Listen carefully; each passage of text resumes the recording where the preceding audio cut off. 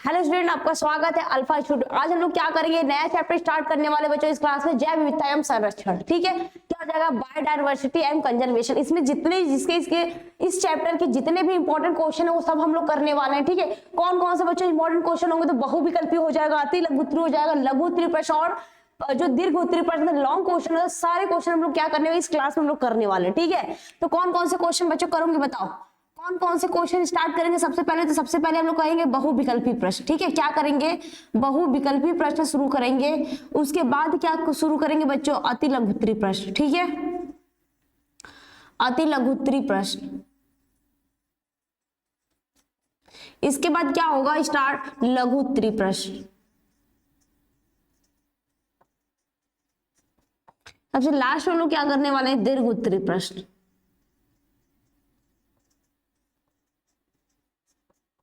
ठीक है, सबसे लास्ट हम लोग क्या करने वाले हैं, दीर्घ उत्तरीय प्रश्न करने वाले। बताओ सब लोग रेडी हो। पहला क्वेश्चन देखिए हमारा क्या है बच्चों, बहुत सारे क्वेश्चन बहुत इंपॉर्टेंट। ठीक है, बहुत ज्यादा क्वेश्चन नहीं है, लेकिन जितने भी चैप्टर के हम लोग आने वाले, ठीक है, जितने चैप्टर इस चैप्टर के कहीं से भी आ जाएंगे, ठीक, जितने इतने क्वेश्चन मैं करा दूंगी, और इस चैप्टर में कहीं से भी क्वेश्चन आएगा, तुम सबको लगा ये क्वेश्चन पूरा अगर ये क्लास पूरा कर लिया तो। ठीक है, तो देखो बच्चों स्टार्ट करते हम लोग। पहला क्वेश्चन हमारा क्या है, ठीक है, रेडी हो सब लोग, चलो बताओ। देखो दिया क्या, पहला क्वेश्चन हमारा है, तो निम्न में से कौन क्या होता है भारत का राष्ट्रीय पशु है। ठीक है, क्वेश्चन यही है बच्चा, इसमें 4 ऑप्शन दे रखा है, हाथी है, हिरण, भालू, बाघ। तो बताओ कौन सा भारत का राष्ट्रीय पशु है। ठीक है, पक्षी है। ठीक है, ध्यान देना, इस चैप्टर का जो क्या है हमारा चैप्टर है, जैव विविधता में संरक्षण। ठीक है, बायोडायवर्सिटी एंड कंजर्वेशन में जितने भी हमारे आएंगे कि इसका जो राष्ट्रीय पशु है या फिर क्या है, नेशनल पार्क क्या है, ये सभी के बारे में से पढ़ना है। बायोस्फीयर क्या है, बायो कंजर्वेशन क्या है, सबके बारे में पढ़ने बच्चों। सारे जितने भी सबसे क्वेश्चन आने वाले किस तरह के पूछते हैं, कैसे क्वेश्चन के टाइप होते हैं, कैसे घुमा फिरा के क्वेश्चन पूछे, सब बताऊंगा। ठीक है, ऐसा नहीं कि एक क्वेश्चन दे दिया और बस जितने तरह से क्वेश्चन आते हैं। ठीक है, ऐसा नहीं कि तुम लोग एग्जाम में जाओ आंसर हमको आता रहे क्वेश्चन और किसी और तरीके से पूछ दो तो हम लोग उसका आंसर ना कर पाए, तो ऐसा बिल्कुल नहीं होगा बच्चों, क्लास पूरे करना। ठीक है, अब देखो क्या क्वेश्चन दिया है कि निम्न में से कौन है भारत का राष्ट्रीय पशु कहलाता है। ठीक है, इसमें 4 ऑप्शन दे रखा है बच्चों, तो क्या हो जाएगा, हाथी है, हिरण, भालू, बाघ। इसमें कमेंट में देना बच्चों इसका ऑप्शन नंबर कौन सा करेक्ट होगा। ठीक है, बताओ कमेंट में दो इसका आंसर कौन सा ऑप्शन नंबर करेक्ट होगा। नहीं मैं यहां भी कर रही हूँ। ठीक है, मिलाओ ना सब अपना मिला लेना बच्चों, कौन सा इसका करेक्ट ऑप्शन होगा। ठीक है,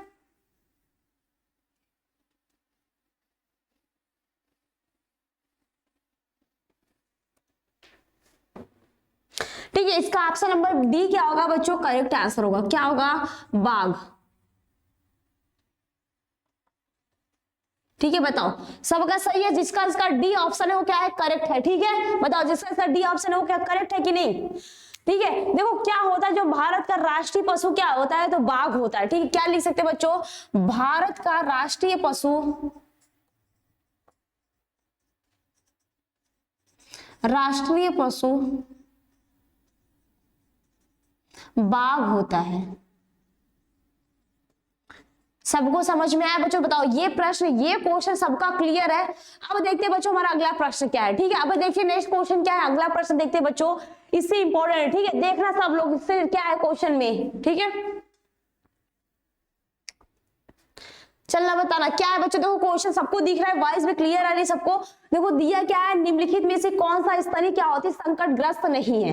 4 ऑप्शन दे रखा है बच्चों, लाल पांडा है, कस्तूरी मृग है, नीलगाय और भारतीय बब्बर शेर है। ठीक है, 4 ऑप्शन दिया है, इसमें पूछा है निम्नलिखित में से कौन सा स्तनी जो होता है।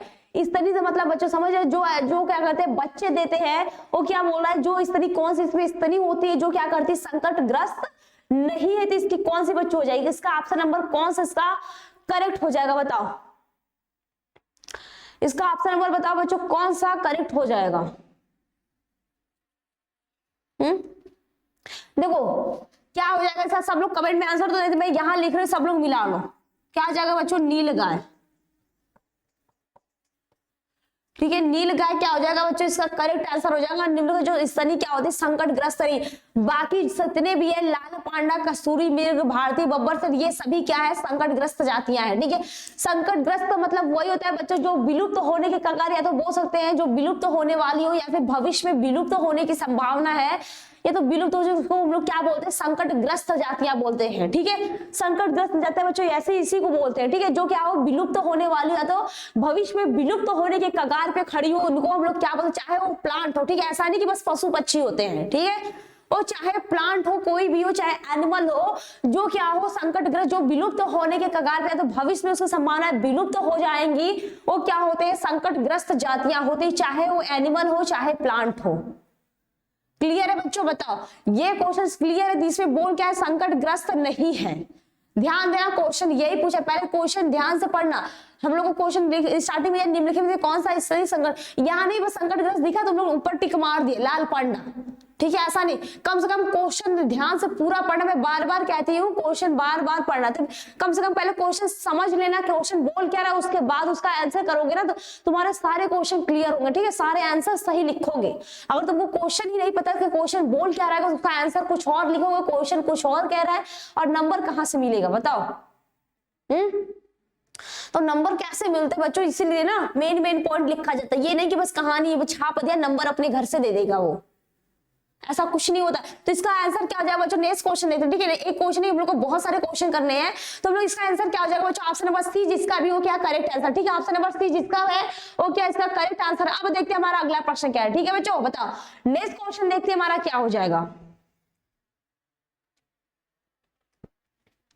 क्वेश्चन दिखा सबको? देखो दिया क्या है, निम्न में से कौन सा है जैव विविधता। ठीक है, जैव विविधता क्या है बच्चों? हॉटस्पॉट का मुख्य गुण नहीं है। इसमें 4 ऑप्शन बच्चों दिया है, बताओ कौन सा? मैं बोल देती हूँ। पहला दिया है बच्चों प्रजातियों की बड़ी संख्या दिया है, बी वाला दिया है बच्चों स्थानीय, ये जो एंडेमिक होती है, ठीक है, एंडेमिक प्रजातियों की प्रचुरता दिया है, सी वाला ऑप्शन दिया है बच्चों क्या दिया है, बड़ी संख्या में बाह्य प्रजातियां, और डी क्या दिया है बच्चों कि पर्यावरण का विनाश। इसका बताओ ये कौन सा मुख्य गुण नहीं है। ठीक है, क्वेश्चन में देखो ये क्या दिया है कि निम्न में से कौन सा जो जैव विविधता हॉटस्पॉट का मुख्य गुण नहीं है। ठीक है, नहीं वर्ड दे दिया है तो उसको ध्यान से बार बार पढ़ना।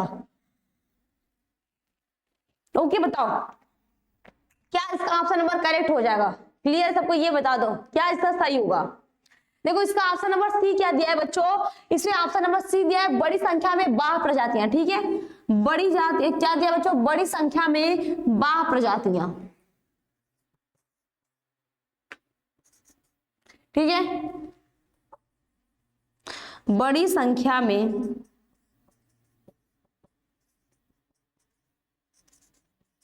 बाह्य प्रजातियां। बताओ क्लियर है क्वेश्चन? किसका किसका सही है बताओ? ऑप्शन नंबर सी जिसका भी है बच्चों वो सही है। ठीक है, ऑप्शन नंबर सी जिसका भी है वो सही है। क्लियर है क्वेश्चन? अब देखिए बच्चों अगला क्वेश्चन क्या है हमारा। नेक्स्ट क्वेश्चन बच्चों देखते हैं क्या है। ठीक है, नेक्स्ट प्रश्न बहुत इंपॉर्टेंट है, दिखा सबको? बताओ दिया क्या बच्चों? तो निम्नलिखित में से कौन सा भारतीय जैव विविधता का तप्त स्थल नहीं है। ठीक है, देखो क्वेश्चन में बार बार इसमें ऐसे ही पूछता है।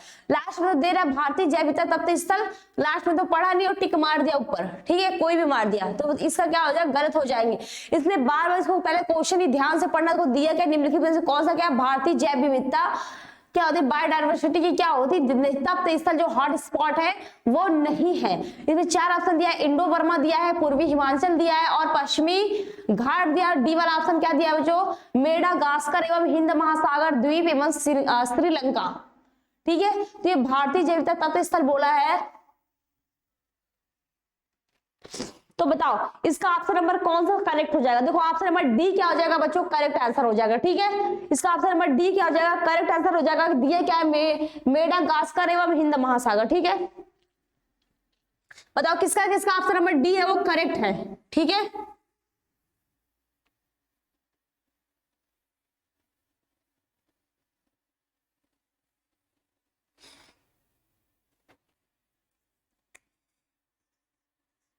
क्या दिया है बच्चों? ऑप्शन नंबर डी तो मेडागास्कर। ठीक है, क्या दिया बच्चों? मेडागास्कर एवं हिंद महासागर जो द्वीप एवं श्रृंखला। ठीक है, एवं हिंद महासागर। ठीक, क्या दिया बच्चों? मेडागास्कर एवं हिंद महासागर द्वीप एवं श्रीलंका।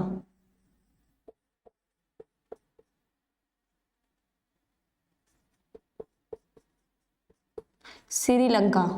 ठीक है, क्लियर है, दिख रहा है कि नहीं? तो यही दिया। ठीक है बच्चों, इसमें हम लोग बोल सकते हैं कि भारत में 3 जैव विविधता तप्त स्थल पाई जाती है। क्या बच्चों, एक पॉइंट लिख लेना, भारत में क्या हो जाएगा, भारत में 3 तप्त स्थल, क्या जाएगा बच्चों, भारत में 3 क्या हो जाएगा, 3 जैव विविधता तप्त स्थल। ठीक है, क्या हो जाएगा, 3 जैव विविधता तप्त स्थल पाए जाते हैं। कौन कौन से होते हैं ये भी देख लो। जैव विविधता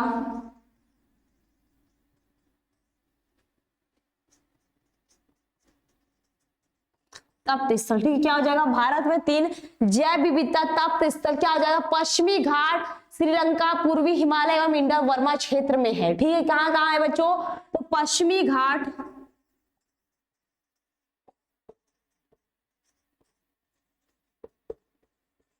ठीक है, क्या हो जाएगा बच्चों, पश्चिमी घाट हो जाएगा, श्रीलंका हो जाएगा,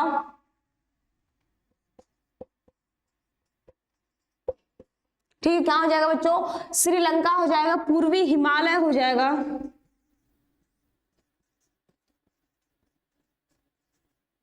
ठीक है, क्या हो जाएगा बच्चों, पूर्वी हिमालय एवं इंडो वर्मा क्षेत्र में है।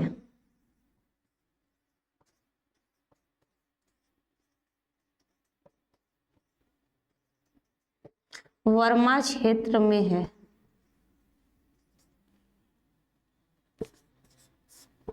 ठीक है, बताओ, इसमें दिया है ना, भारतीय जैव तप्त स्थल नहीं है, तो जो मेडागास्कर होता है, क्या, मेडागास्कर एवं हिंद महासागर द्वीप एवं क्या श्रृंखला। ठीक है, और भारत में क्या होते हैं, 3 जैव विविधता तप्त स्थल, क्या, पश्चिमी घाट हो जाएगा, और क्या पाया जाता है बच्चों, श्रीलंका, पूर्वी हिमालय एवं इंडो। लेकिन उसमें क्वेश्चन में देखो देख आ रहा है, वहां पे मेडागास्कर दिया है। ठीक है, तो वो क्या हो जाएगा, इसमें नहीं पाया जाता है। ठीक है, क्लियर है, और ये क्वेश्चन कौन कौन से पाया जाता है ये भी पता चल गया बच्चों, बताओ, ये भी पता चल गया, वो भी पता चल गया, दोनों क्लियर है यहाँ पे।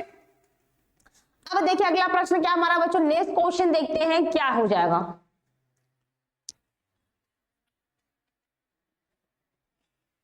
ठीक है, बताओ, क्वेश्चन तो दिख रहा है ना, इसका आंसर क्या हो जाएगा, इसका ऑप्शन नंबर कौन सा करेक्ट होगा बच्चों, दिया निम्न में से कहां आपको पीचर प्लांट मिल सकता है। ठीक है, अब देखो दिया है निम्न में से कहां आपको पीचर प्लांट मिल सकता है, 4 ऑप्शन दिया रखा है, दिया है बच्चों पूर्वोत्तर भारत के वर्षा वन में, या तो सुंदर वन में, या तो थार मरुस्थल में दिया है, या तो दिया बच्चों पश्चिमी घाट में। इसका कौन सा इसका आंसर हो जाएगा, बताओ, पीचर प्लांट मिल सकता है, कौन सा इसका आंसर होगा।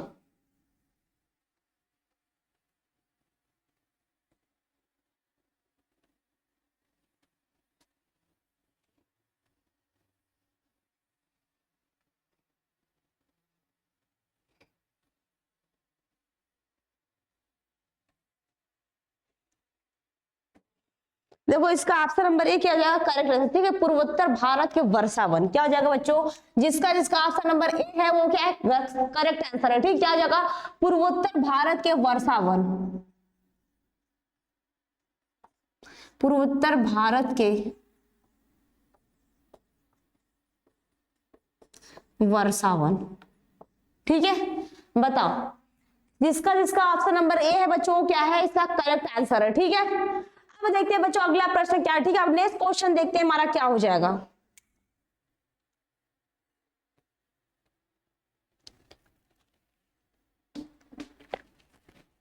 तो बताओ, अगला क्वेश्चन दिखा, देखो दिया है क्या बच्चों, एक सींग वाला गैंडा, क्या दिया है, एक सींग वाला गैंडा क्या दिया है, राइनोसिरॉस, क्या दिया है, राइनोसिरॉस किस अभ्यावरण या फिर किस नेशनल पार्क में विशिष्ट रूप से पाया जाता है। ठीक है, यही क्वेश्चन है कि जो एक सींग वाला गैंडा है वो उसका जो गैंडा का नाम क्या है बच्चों, तो राइनोसिरॉस है। ये किस नेशनल पार्क या तो बोल सकते किस अभ्यावरण में पाया जाता है, विशिष्ट रूप से पाया जाता है। इसमें 4 ऑप्शन दे रखा है, बांदीपुर दिया है, काजीरंगा दिया है, या फिर कार्बेट पार्क दिया है, या फिर कान्हा दिया है। बताओ, ये सारे तुम्हारे नेशनल पार्क दे रखे हैं, नेशनल पार्क का नाम है, इसमें कौन सा इसमें एक सींग वाला गैंडा पाया जाता है। ठीक है, मतलब विशिष्ट रूप से, मतलब बोल सकते हैं बच्चों बस वही पाया जाता है सबसे ज्यादा। बताओ इसमें से कौन सा नेशनल पार्क में जो एक सींग वाला गैंडा पाया जाता है।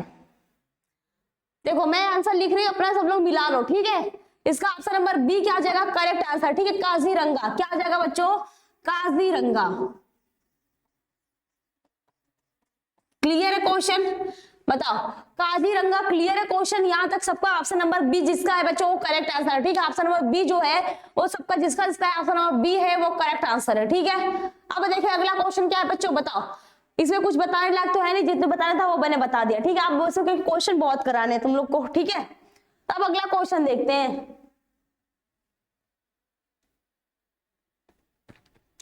दिखा अगला क्वेश्चन, देखो दिया क्या है, तो निम्न में से कौन सी भारत की एक आपदाग्रस्त प्रजाति है? ठीक है, क्या है आपदा, जो आपदा ग्रस्त प्रजाति, इसमें 4 ऑप्शन दिया है बच्चों। राउल्फिया सर्पेंटाइना दिया है, सैंटैलम अल्बम मतलब चंदन दिया है, जो चंदन का पेड़ होता है, और सी क्या दिया है, साइकस बेडोमी दिया है, और ये डी क्या दिया है, ये सभी। तो बताओ इसका आंसर क्या हो जाएगा?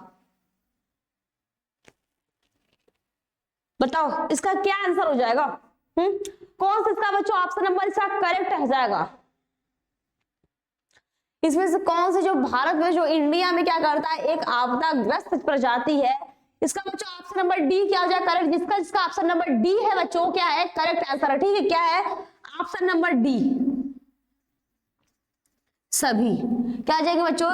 ये सभी क्या हो जाएगा? उपरोक्त सभी हम लोग बोल सकते या फिर ऑल ऑफ दिस। ठीक है, ये चारों तीनों क्या होंगे मतलब बोल सकते जो राउल्फिया सर्पेंटाइना हो जाएगा, और सैंटैलम अल्बम भी हो जाएगा, और साइकस बेडोमी भी हो जाएगा। ये सभी क्या है बच्चों? भारत की आपदाग्रस्त प्रजातियां हैं। बताओ समझ में आया क्वेश्चन? क्लियर हुआ ये क्वेश्चन बोल क्या रहा है, कहाँ का कैसे है? ठीक है, तो ये चारों हो सकते हैं क्या? ये सब सारी है आपदाग्रस्त प्रजातियां हैं। ठीक है, अब देखते हैं बच्चों हमारा अगला क्वेश्चन क्या है। ठीक है, नेक्स्ट प्रश्न देखते हैं क्या है। दिखा अगला प्रश्न, बताओ अगला प्रश्न सबको दिखा, देखो बोल रही हूँ उसका आंसर सब लोग करो। ठीक है, बाकी जो उसमें बातें करे ना वो ना करो। ठीक है, आंसर करो, क्वेश्चन पे ध्यान दो। पढ़ने आता तो पढ़ाई कर लिया करो, बाकी टाइम बातें किया करो तुम लोग। ठीक है, देखो दिया क्या है, तो प्राकृतिक वास स्थान में जीवों का संरक्षण कहलाता है। क्या कहलाता है बच्चों? इसमें 4 ऑप्शन दिया है। उत्थानीय संरक्षण दिया है, बी क्या ऑप्शन दिया है स्वस्थानीय संरक्षण, और सी क्या दिया है ए व बी दोनों या फिर इनमें से कोई नहीं। तो बताओ इसका ऑप्शन नंबर क्या हो जाएगा? ठीक है, जो प्राकृतिक वास स्थान में जीवों का संरक्षण, जो प्राकृतिक जो नेचुरल वास स्थान होता है, जो नेचुरल हैबिटेट होता है, ठीक है, जो मतलब प्राकृतिक होता है, बोल सकते हैं कि जो पर्यावरणीय होता है, जो इन्वायरमेंट जो नेचुरल हैबिट्स होते हैं, जो उसमें जो एनिमल्स का संरक्षण कहलाता है वो क्या कहलाता है? उत्थानीय संरक्षण या फिर स्वस्थानीय संरक्षण या फिर ए और बी दोनों कहलाता है, या तो इनमें से कोई नहीं। इसका ऑप्शन नंबर क्या आ जाएगा बच्चों? ऑप्शन नंबर 20 का करेक्ट आंसर, जिसका इसका ऑप्शन नंबर बी है वो क्या है करेक्ट आंसर है। ठीक है, बताओ जिसका इसका ऑप्शन नंबर बी है बच्चों स्वस्थानीय संरक्षण। ठीक है, स्वस्थानीय संरक्षण। क्लियर है क्वेश्चन? बताओ ये क्वेश्चन क्लियर है, सबको समझ में आया? ये बोल क्या रहा है, इसका आंसर क्या हो जाएगा बच्चों? तो जो अपने नेचुरल वास में जो प्रकृति द्वारा बनाया गया उसमें वास करते हैं, ऐसे जो जीव का संरक्षण होता है वहां पे हम लोग संरक्षण करते हैं, उसको हम लोग बोलते हैं स्वस्थानीय संरक्षण। ठीक है, अब देखते हैं बच्चों अगला प्रश्न क्या है। ठीक है, नेक्स्ट क्वेश्चन देखते हैं हमारा क्या है।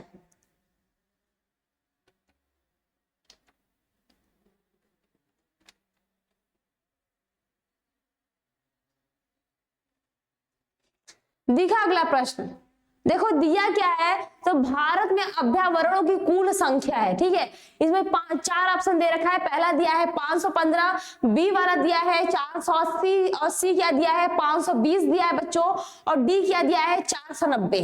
तो इसका कौन सा करेक्ट आंसर हो जाएगा? भारत में जो अभ्यावरणों की कुल कितनी संख्या पाई जाती है? बताओ, 4 ऑप्शन दिया, ये नहीं कि तुम लोग चारों बस फटाफट ए बी सी डी लिख दिया हो गया। ठीक है, या तो किसी ने एक कोई ए लिखा तो तुम लोग भी सब में ए कर दिया। अरे जो करेक्ट है अगर आ रहा है तो करो, ठीक है, नहीं आ रहा तो मैं आंसर करा रही वहां से नोट डाउन किया करो।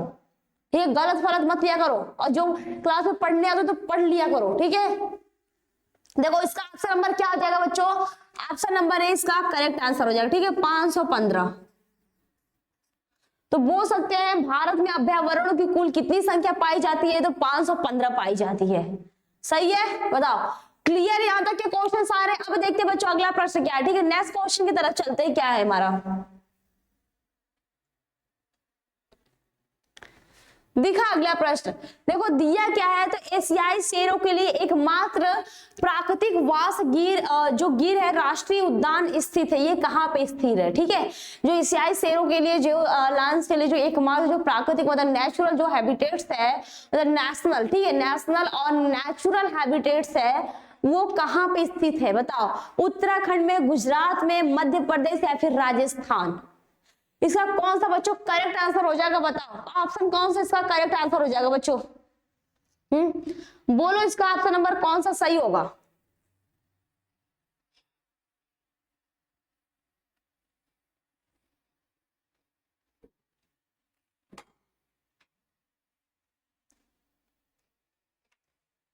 ठीक है, इसका ऑप्शन नंबर बी क्या हो जाएगा, इसका करेक्ट आंसर हो जाएगा। किसका किसका करेक्ट है बताओ, गुजरात, ठीक है, ऑप्शन नंबर बी जिसका भी हो गया है करेक्ट आंसर है, ठीक है, गुजरात इसका क्या हो जाएगा, करेक्ट आंसर हो जाएगा। अब देखते हैं बच्चों हमारा नेक्स्ट क्वेश्चन क्या है, ठीक है, अगला प्रश्न देखते हैं क्या होगा।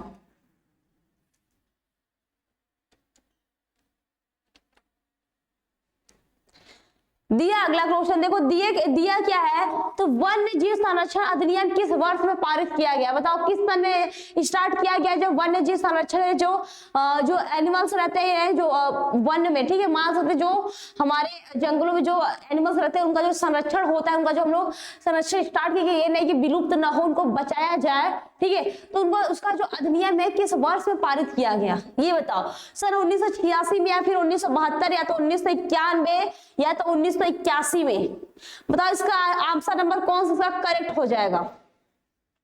वन्य जीवों का जो संरक्षण अधिनियम किस सन में स्टार्ट किया गया था, बताओ, बोलो कौन सा ऑप्शन नंबर करेक्ट हो जाएगा। ऑप्शन नंबर बी क्या हो जाएगा बच्चों, इसका करेक्ट है 1972, क्या हो जाएगा 1972 में, ठीक है, क्लियर है बताओ। जिसका इसका ऑप्शन बी है बच्चों क्या है, इसका सही आंसर है, ठीक है, तो बोल सकते हैं सन 1972 में क्या किया था, वन्य जीव संरक्षण अधिनियम वर्ष क्या था, वर्ष में पारित किया, किस साल में पारित किया था, तो 1972 में पारित किया गया था, ठीक है। अब देखते हैं बच्चों अगला क्वेश्चन क्या, नेक्स्ट प्रश्न देखते हैं हमारा क्या हो जाएगा।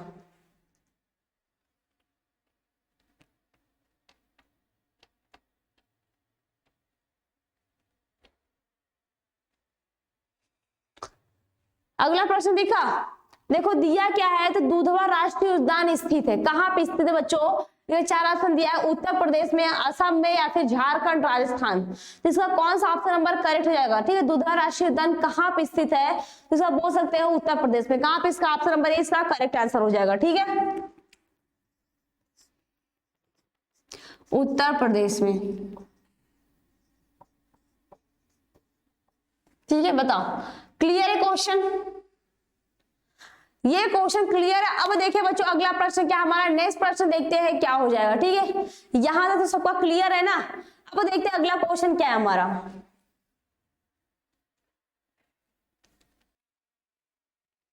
ठीक है, क्वेश्चन दिखा सबको, देखो क्वेश्चन क्या है हमारा, दिया है जैव विविधता को परिभाषित कीजिए, तो जैव विविधता तथा वन्य जीव में अंतर स्पष्ट कीजिए, ठीक है, तो बच्चों इसका आंसर देखते हैं हमारा क्या हो जाएगा, जैव विविधता, पहले देखते हैं बच्चों हमारा जैव विविधता क्या हो जाएगा, इसका आंसर क्या होगा, तो पहले हम लोग हेडिंग डालते हैं जैव विविधता या तो बायोडायवर्सिटी, क्या हो जाएगा बच्चों, जैव विविधता या तो बायोडायवर्सिटी,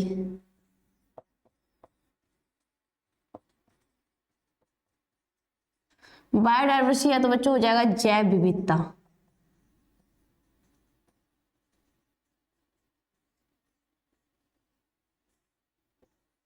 अब देखते हैं बच्चों इसमें आंसर इसका क्या हो जाएगा, तो किसी भी पारिस्थितिक तंत्र के क्या हो जाएगा, किसी भी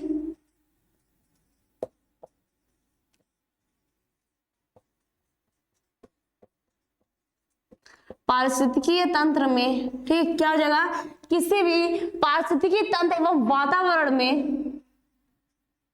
तंत्र एवं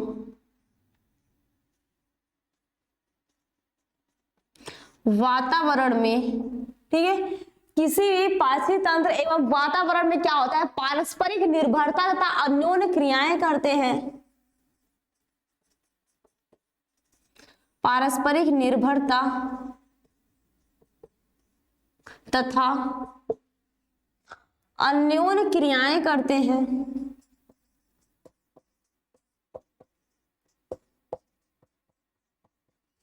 क्या करते हैं बच्चों, अननोन क्रियाएं करते हुए क्या करते हैं, पादपों और जंतुओं को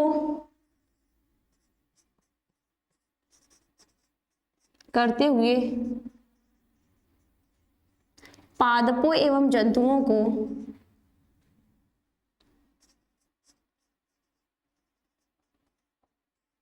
ठीक है बच्चों, क्या हो जाएगा, पादपों एवं जंतुओं, क्या बोलते हैं, पादपों तथा जंतु एवं क्या उसमें माइक्रोब्स को भी ऐड कर लेंगे। क्या कर लेंगे उसमें, माइक्रोब्स मतलब सूक्ष्म जीवों की विभिन्न जातियों, ठीक है,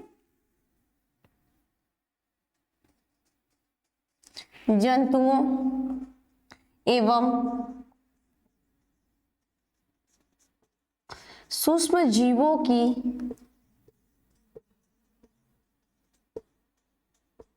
विभिन्न जातियों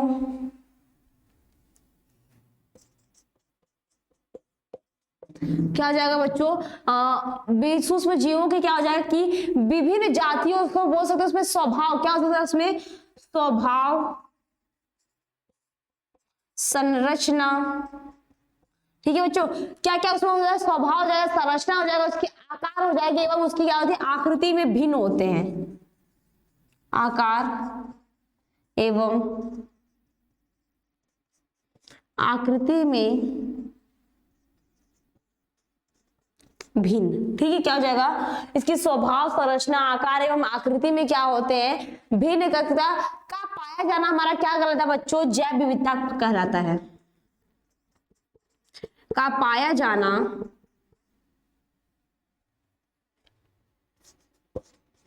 जैव विविधता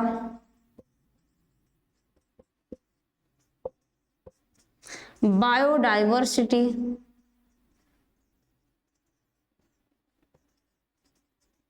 कहलाता है। बताओ समझ में आया क्वेश्चन, इसमें बोल क्या बच्चों, जैव विविधता होता क्या है, इसकी परिभाषा के लिखिए। तो यही होता है जैव विविधता बच्चों की किसी भी पारिस्थितिक तंत्र में क्या हो जाएगा, किसी भी पारिस्थितिक तंत्र में वातावरण में जो पारस्परिक क्रियाएं होती है, तो पारस्परिक जो निर्भरता तथा उसकी जो अननोन क्रियाएं करते हुए जो प्लांट होते हैं, जो एनिमल्स होते हैं, या तो बोल सकते हैं जो माइक्रोब्स होते हैं, जो सूक्ष्म जीव होते हैं, कि जो विभिन्न जातियों में क्या होता है तथा विभिन्न जातियों क्या होता है पाया जाना ही हमारा क्या कहता है, जैव विविधता या तो बायोडाइवर्सिटी कहलाता है। ठीक है बच्चों, बताओ विभिन्न जातियों की जो उपस्थिति होती है, बहुत सारे जातियों में एनिमल भी पाया जाए, प्लांट भी पाया जाए, माइक्रोब्स भी पाए जाए, ये सभी जातियां क्या पाई जाती हैं, इसी को हम लोग बोलते हैं बायोडाइवर्सिटी कहते हैं। अब इसमें एक क्वेश्चन और पूछा है, वन्य जीव में अंतर, इसका बच्चों क्या हो जाएगा, तो वन्य जीव में क्या होते हैं, वे जीव आते हैं जो अपने प्राकृतिक जो आवास में क्या करते हैं, बाह्य परिवर्तन के बिना ही क्या होते हैं, स्वतंत्र रूप से निवास करते हैं। ठीक है, इसका बच्चों क्या लिख सकते हैं, जो वन्य जीव होते हैं, क्या होते हैं, वन्य जीव का, ठीक है, वन्य जीव का बच्चों इसमें क्या लिख सकते हैं, तो वे जीव जो अपने प्राकृतिक स्थान में क्या सकते हैं, वे जीव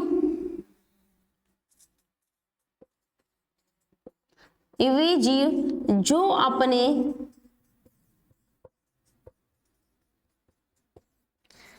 प्राकृतिक स्थान, ठीक है बच्चों बताओ, वे जीव जो अपने क्या करते हैं, प्राकृतिक आवास में, आप बोल सकते हैं प्राकृतिक स्थान में बाह्य परिवर्तन किए बिना, प्राकृतिक आवास में बाह्य परिवर्तन किए बिना,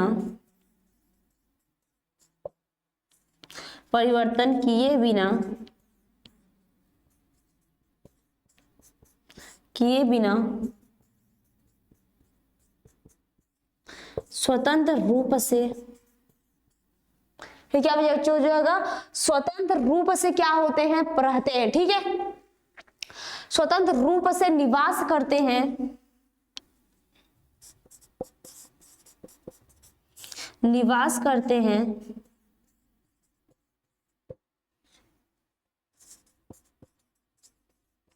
वन्य जीव कहलाते हैं।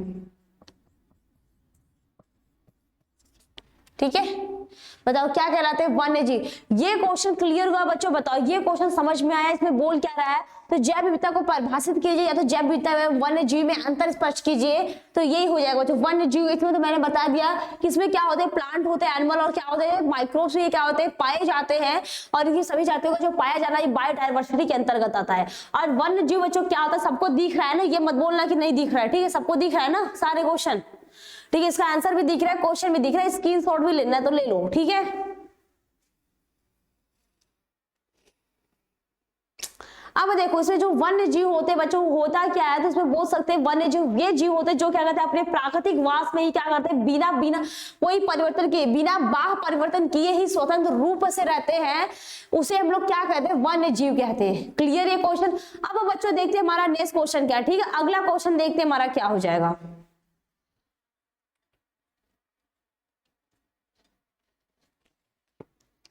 देखो दिया क्या बच्चों, क्वेश्चन हमारा है संकटग्रस्त जातियों पे एक संक्षिप्त टिप्पणी लिखिए, ठीक है? या तो दिया है संकटग्रस्त जो स्पीसीज होती है या तो जो विलुप्त प्रजातियां होती हैं, क्या पे एक संक्षिप्त लिखिए। यही क्वेश्चन है बच्चों, इसका हम लोग आंसर देखते हैं क्या हो जाएगा, ठीक है? इसका हम लोग आंसर देखते हैं बच्चों क्या हो जाएगा।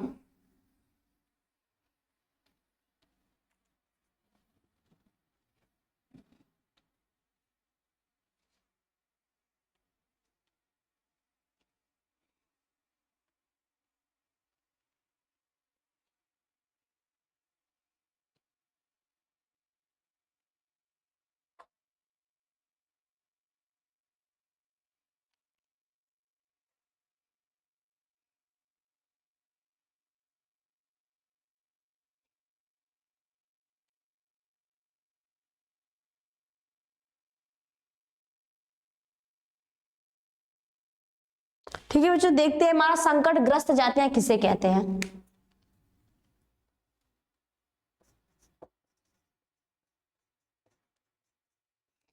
संकटग्रस्त जातियां,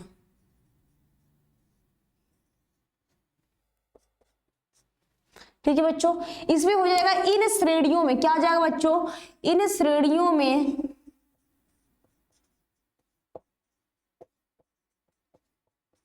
ठीक, क्या जगह, इन श्रेणियों में उन जातियों को रखा गया है, उन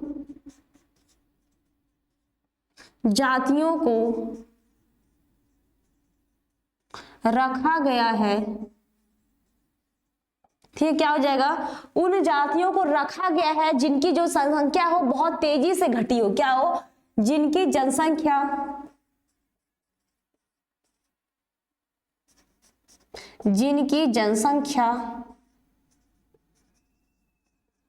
बहुत तेजी से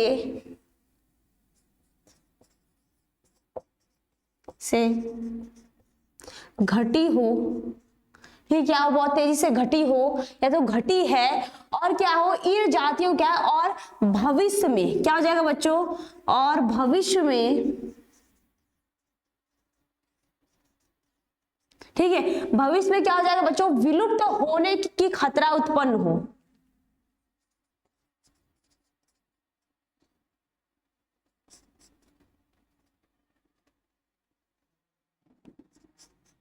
विलुप्त होने का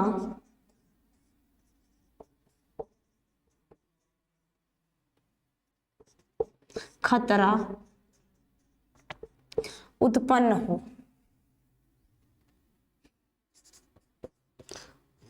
हो, उन्हें हम संकटग्रस्त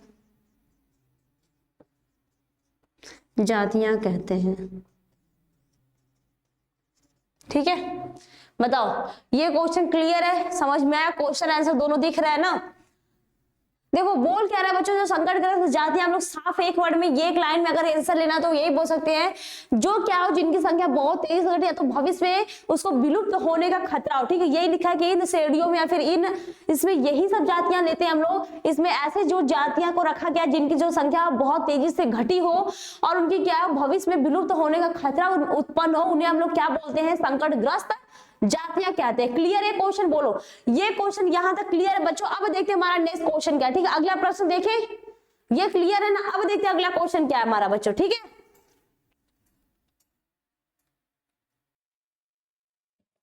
ये क्वेश्चन दिखा बच्चों, बताओ क्वेश्चन दिखा। देखो क्वेश्चन हमारा क्या है, तो बोल सकते हैं भारत में वन्य प्राणियों के स्वस्थानीय संरक्षण, इसको बोलते हैं इन सीटू, और बाय स्थानीय इक्स सीटू संरक्षण में अंतर स्पष्ट कीजिए। ठीक, दोनों में डिफरेंट बताने हैं, तो बोल सकता है क्वेश्चन ऐसे भी पूछ सकता है कि स्वस्थानीय एवं उत्थानीय संरक्षण में विभेद कीजिए। मैंने यही बताया, देखो कि अगर क्वेश्चन नहीं समझ में आएगा तो आंसर नहीं कर पाओगे, ठीक है। देखो वहां पे दिया है ना स्वस्थानीय एवं उत्थानीय, ठीक है। सॉरी बच्चों, देखो दिया क्या है इसमें, अगर क्वेश्चन में दे तो बाह्य स्थानीय बोल सकता है या तो स्वस्थानीय बोल सकता है, ठीक है। स्वस्थानीय या फिर उत्थानीय संरक्षण में क्या है, इसमें डिफरेंट बताना, विभेद करना है। इसका आंसर हम लोग देखते हैं, ठीक है। एक साइड लिखेंगे हम लोग इन सीटू एक साइड, और एक सीटू लिखेंगे।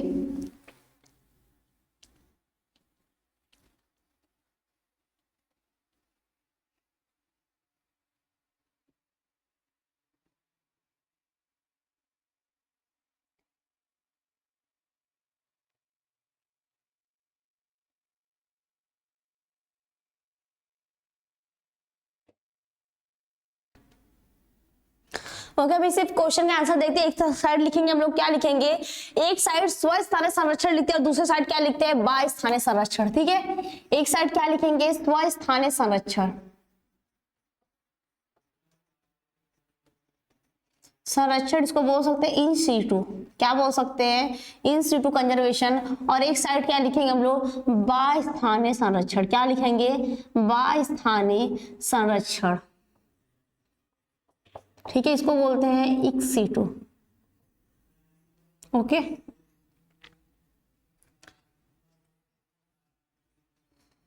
इन सीटू। अब देखते हैं इसमें पहला क्या आ जाएगा बच्चों, एक सीटू और बाह्य स्थानीय संरक्षण, क्या आ जाएगा, ये बाह्य स्थानीय, ठीक है। बाह्य स्थानीय संरक्षण एक साइड हो जाएगा, एक साइड क्या हो जाएगा, स्वस्थानीय संरक्षण।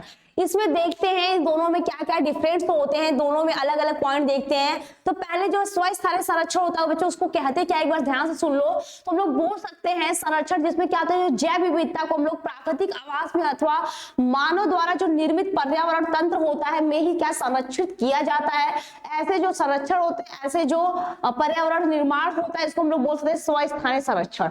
और जो बच्चों बाह्य स्थानीय संरक्षण होता है, इसमें बोल सकते हैं जो आर्टिफिशियल तरीके से तैयार किया जाता है, उसको हम लोग बोलते हैं बाह्य स्थानीय संरक्षण, जिसमें हम लोग आर्टिफिशियल तरीके से तैयार करके उसमें जीवों को संरक्षित करते हैं। उसमें जैसे जीन बैंक हो गया, या तो हम लोग वनस्पति उद्यान हो गया, सीड बैंक हो गया, इस सबको हम लोग क्या बोल सकते हैं, बाह्य स्थानीय संरक्षण। जो कृत्रिम तरीके से तैयार किया गया हो उसको हम लोग बोलते हैं बाह्य स्थानीय या फिर इन सीटू कंजर्वेशन बोलते हैं, ठीक है। और इन सीटू कंजर्वेशन क्या होता है बच्चों, इसमें बोल सकते हैं संरक्षण जिसमें हम लोग मानव अथवा जिसमें निर्मित पर्यावरण तंत्र हो, क्या हो, जिसमें इन्वायरमेंट हो, पर्यावरण सिस्टम, इन्वायरमेंट सिस्टम हो, इन्वायरमेंटल हो, उसमें बायोडाइवर्सिटी क्या हो, उसमें ऐसे वो हम लोग बोल सकते हैं इन सीटू कंजर्वेशन। क्लियर है।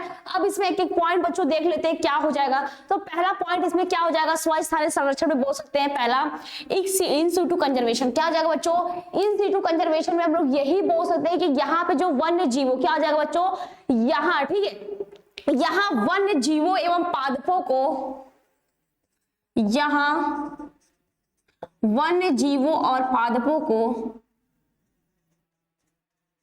और पादपों को, ठीक है, क्या हो जाएगा, यहाँ वन्य जीवों और पादपों को क्या करते हैं, उनके प्राकृतिक आवास में ही क्या रहते हैं, संरक्षित किया जाता है। उनके प्राकृतिक आवास में ही, आवास में भी संरक्षण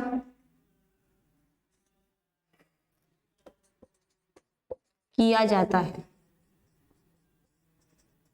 क्लियर है, बताओ ये पॉइंट बच्चों क्लियर है। अब इसमें देख लेते हैं बाह्य स्थानीय संरक्षण में बोल होता है, तो यहाँ जीवों एवं पादपों क्या कहते हैं, मानव द्वारा जो निर्मित परिवेश में क्या संरक्षित किया जाता है, ठीक है। यहाँ पे बोल सकते हैं यहाँ, ठीक है, यहाँ क्या सकता है, वन्य जीवों और पादपों को मानव निर्मित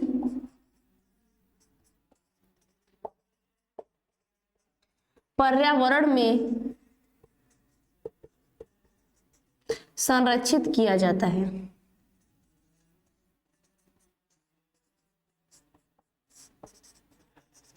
क्लियर है दोनों पॉइंट? बताओ, दोनों पॉइंट क्लियर है यहाँ पे? अब इसमें पहले पॉइंट इसमें भी देख लेते हैं, इसमें क्या हो जाएगा इन सीटू कंजर्वेशन में। नेक्स्ट पॉइंट, तो यहाँ जो प्रतिबंधन होता है क्या बच्चों, यहाँ प्रतिबंधन एवं संरक्षण हेतु क्या बोलते हैं, धन की आवश्यकता अधिक होती है। इसी तकनीक धन की तकनीकी नहीं है, ठीक है। यहाँ बोल सकते हैं इसमें दूसरा पॉइंट कि यहाँ पे बच्चों क्या बोल सकते हैं कि यहाँ प्रबंधन एवं संरक्षण हेतु क्या हो जाएगा, यहाँ प्रबंधन एवं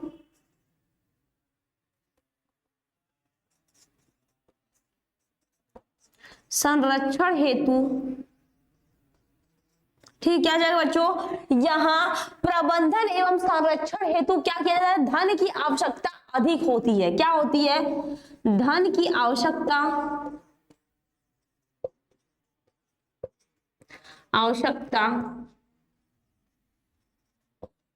अधिक होती है। क्यों अधिक होती है बच्चों, तो यहाँ पे कोई तकनीकी नहीं है। क्या है यहाँ पे, कोई तकनीक की नहीं है, ठीक है, तकनीकी नहीं है।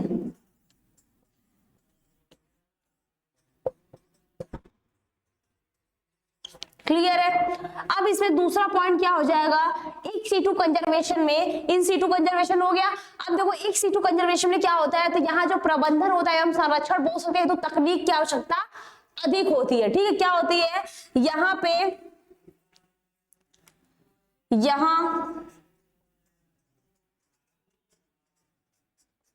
यहाँ पे क्या है, प्रबंधन एवं संरक्षण हेतु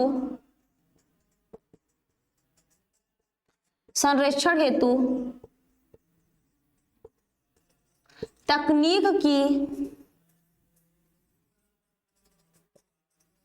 अधिक आवश्यकता होती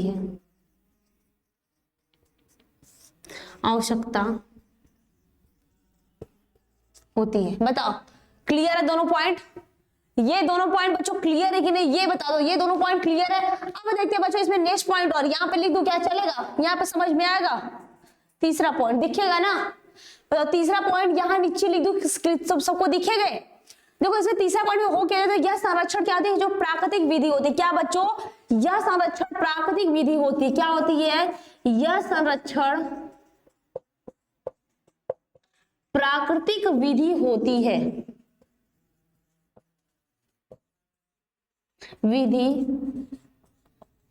ठीक है बच्चों।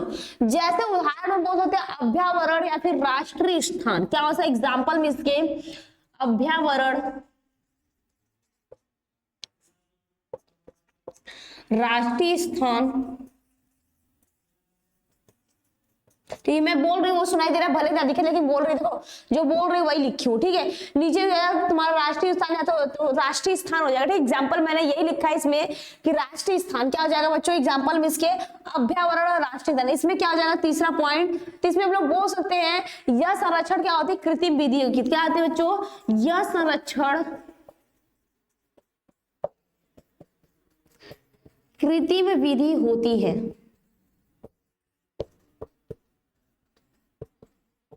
ठीक है। क्या होती है, यह संरक्षण कृत्रिम विधि होती है। इसमें एग्जाम्पल क्या हो जाएगा बच्चों, इसमें एग्जाम्पल हो सकता है जीन बैंक हो जाएगा। क्या हो जाएगा इसमें, जीन बैंक हो गया, वनस्पति उद्यान हो जाएगा। क्या हो जाएगा बच्चों, जीन बैंक,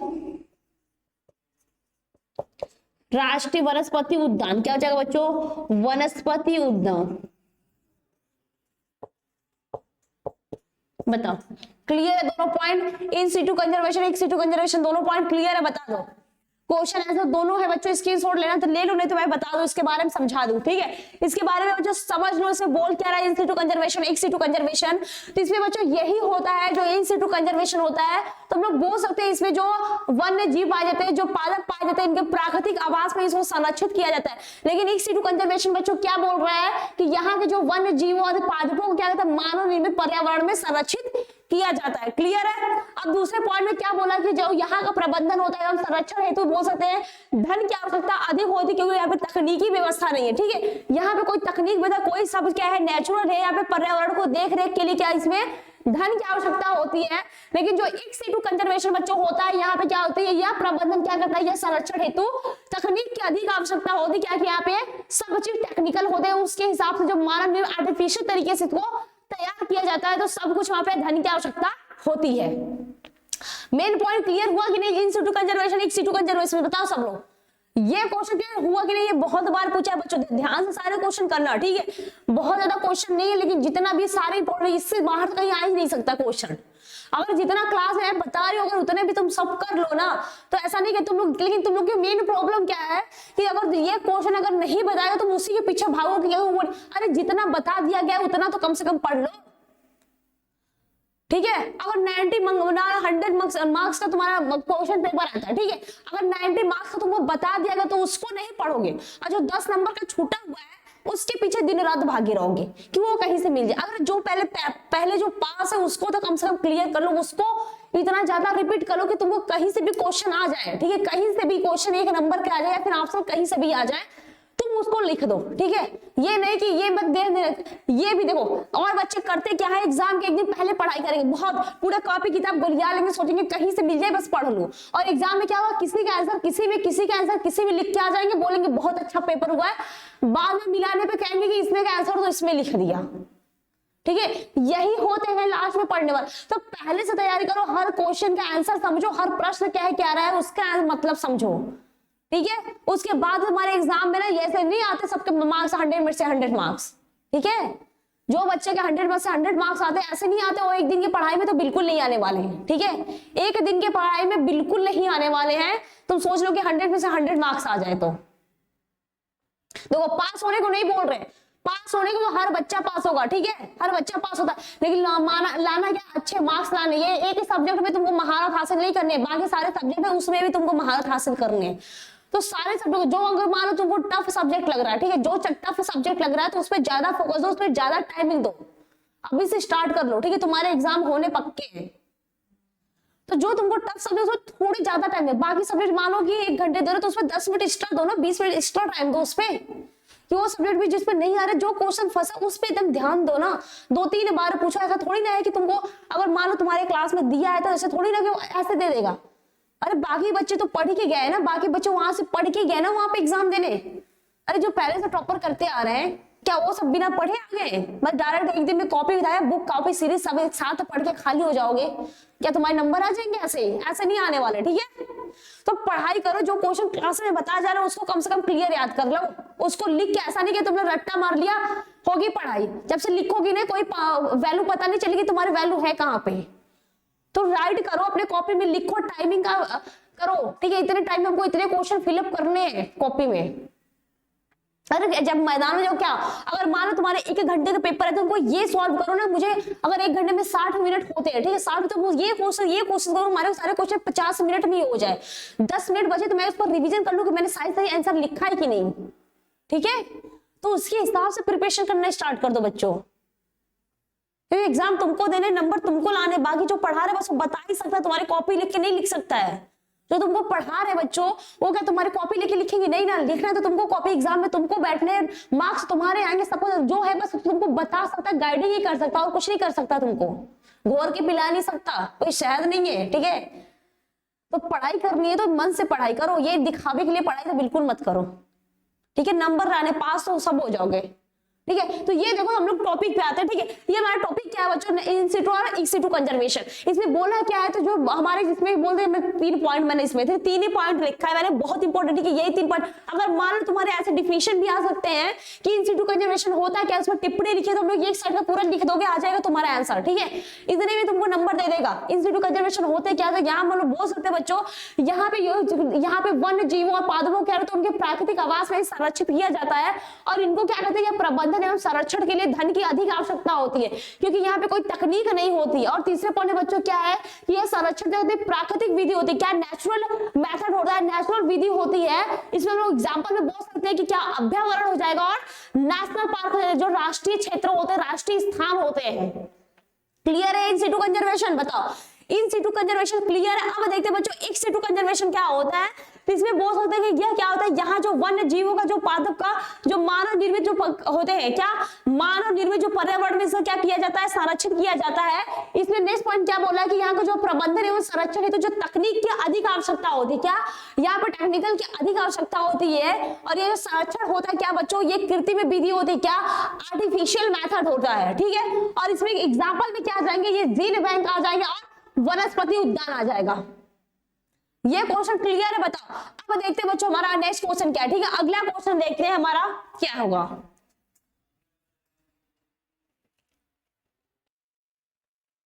ठीक है, अगला क्वेश्चन दिखा बच्चों, देखो दिया क्या हमारा नेक्स्ट क्वेश्चन क्या है, रेड डाटा बुक से आप क्या समझते हैं, इसकी उपयोगिता बताइए, इनके इंपॉर्टेंस क्या है। ये तो रेड डाटा बुक पे क्या करें, टिप्पणी लिखिए, ठीक है। अब सुन लो रेड डाटा बुक होता क्या, मैं इस पर डिटेल में बता रहा हूँ, ठीक है। शॉर्ट में नहीं बता रही हूँ तुमको, ये बहुत एक नंबर, ठीक है। जो भी बताऊंगा सब डिटेल में बताऊंगा, डिटेल में समझना इसको, ठीक है।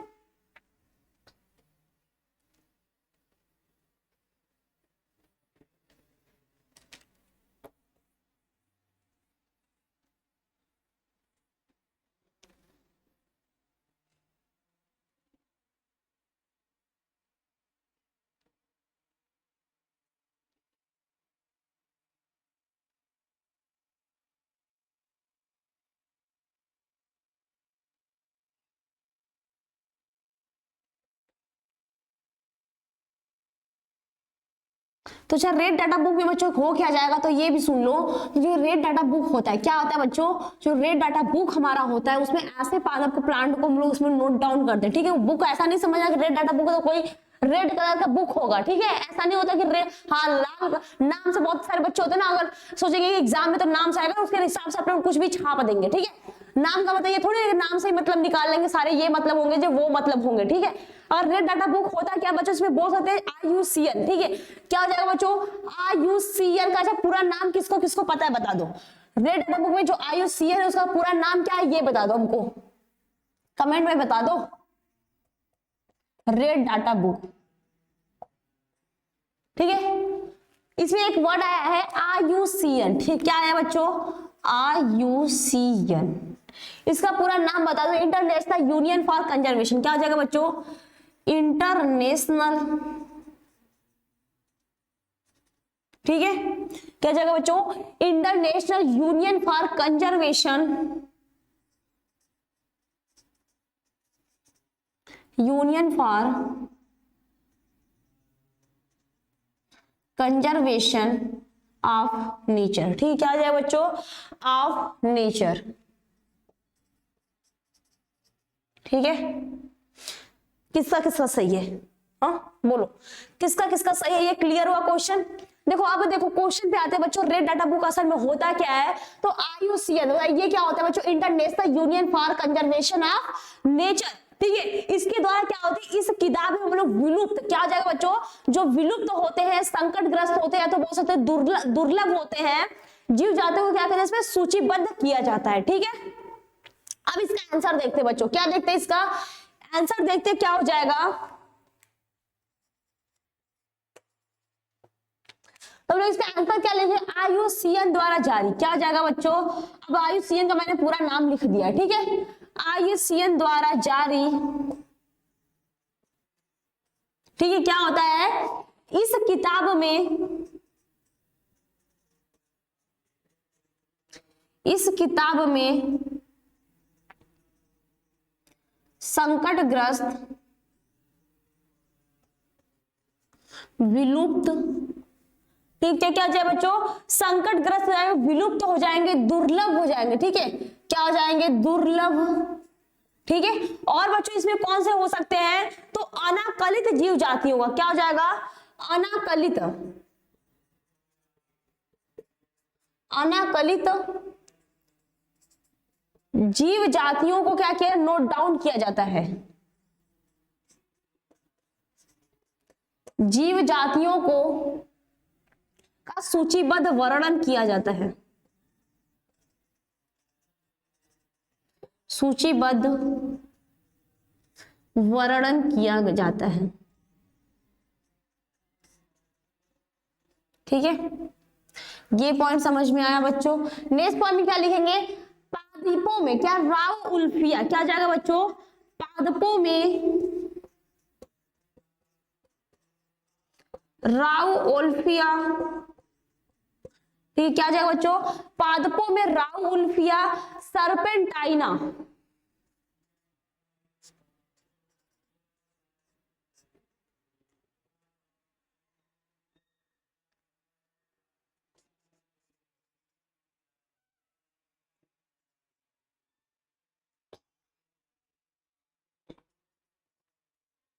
सर्पेंटाइना, ठीक है। देखो बच्चे इसमें ऐसे भी बोल सकते हैं कि इसमें होता क्या है, तो ये क्या होता है, जो जीव जाते हैं सूचीबद्ध किया जाता है, इसकी उपयोगिता, ठीक है, इसकी उपयोगिता भी पूछा है, तो इसमें हम जितने भी लिखे, जितने पॉइंट होंगे मैं सब लिखवा दूंगी, इसका उपयोगिता भी लिखवा दूंगी, ठीक है। पहले जितना मैं लिखवा रहे बच्चों तो ध्यान से समझना, ठीक है, इतना तो मेन पॉइंट तो हमारा यही होगा। इसमें मान लो इसकी उपयोगिता क्या हो जाएगी, इसमें बोल सकते हैं, ये पूछता क्या होता है, जो लुप्त हो रही जीव जाति हो, क्या हो जाएगा बच्चों, जो लुप्त हो रही जो जीव जाति की प्रजाति क्या कहते हैं, इसमें जानकारी दी जाती है, ठीक है।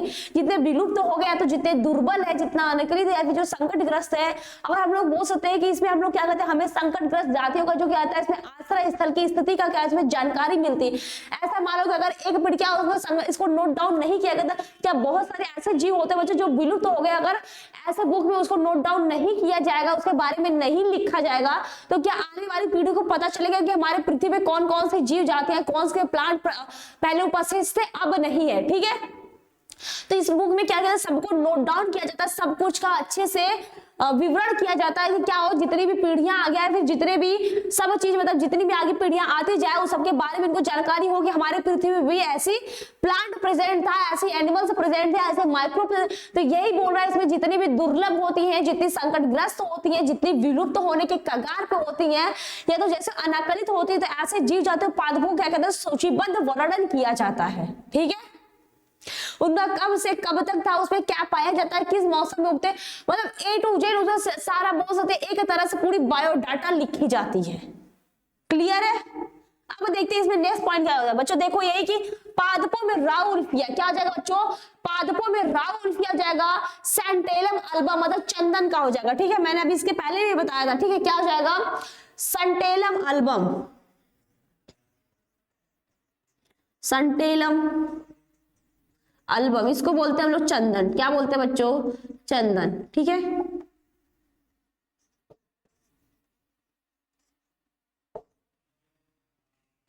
ठीक, क्या बोलते हैं इसको, चंदन बोलते हैं। और क्या, साइकस बोडोमी, क्या हो जाएगा बच्चों, साइकस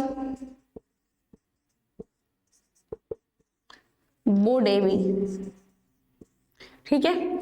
साइकस बोडोमी आदि क्या होते हैं बच्चों, बोल सकते हैं आदि भारत की आपदाग्रस्त जातियां हैं, आदि भारत की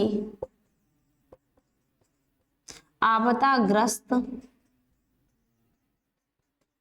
जातियां हैं, ठीक है। बताओ ये क्वेश्चन क्लियर हुआ। और बच्चों मैं और बारे में बता देता हूँ, ठीक है, लिख नहीं रही हूँ, इसके बाद उसकी उपयोगिता मैं 2-3 पॉइंट उसमें बता दूंगी, इसके बारे में और बता दो कौन कौन से जो जानवर है, कौन कौन सी पक्षी है, कौन कौन सा जीव है जो क्या हुई है विलुप्त हो चुकी है, तो इसमें कौन कौन सा बच्चा आ जाएगा। जैसे हम लोग बोल सकते हैं इस किताब में जो होते हैं विभिन्न क्या हो जाएंगे, विभिन्न जीवों को उनकी जो वर्तमान स्थिति होती है, उनके भविष्य के बारे में, भविष्य के आधार पर क्या कहते हैं विभिन्न श्रेणियों में बांटा गया है, ठीक है। क्या किया गया, विभिन्न श्रेणियों में बांटा गया है। इसमें बोल सकते हैं भारत में जो ग्रेट इंडियन वर्ष था क्या, और एक सींग वाला जो गैंडा था, कश्मीरी जो मृग था बच्चों, ये सब क्या है विकट संकटग्रस्त जातियां हैं। क्लियर है, बताओ ये पॉइंट क्लियर है कि ये भी नोट डाउन करो, ठीक है। मैं सारा बच्चों नोट डाउन करूंगी तो बहुत लंबा जाए, मैं बोल दे रही हूँ, ठीक है, बोल दे रही हूँ, उसको ध्यान से सुनना होगा, उसको नोट डाउन भी करना, ठीक है। आराम से ही बोल रही हूँ कि तुम लोग नोट डाउन भी कर सकते हो, ठीक है।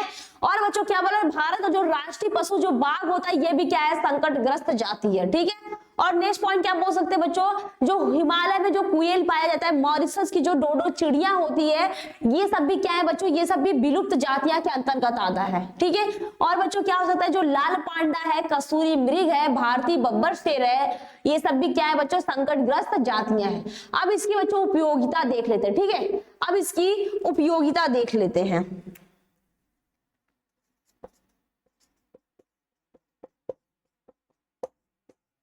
ठीक है, इसको उपयोगिता क्या है ये देख लेते हैं अभी।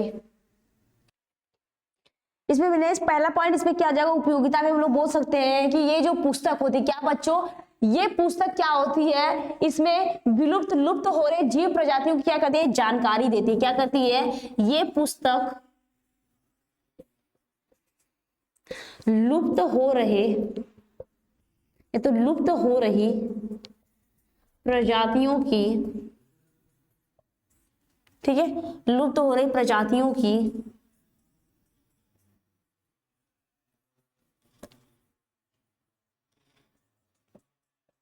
जानकारी देती है। ठीक है, क्या होती है, जो लुप्त हो रही प्रजातियां होती है, क्या है, जो लुप्त हो रही जो जीव प्रजातियां होती है बच्चों, ये पुस्तक क्या करती है, उसकी जानकारी देती है।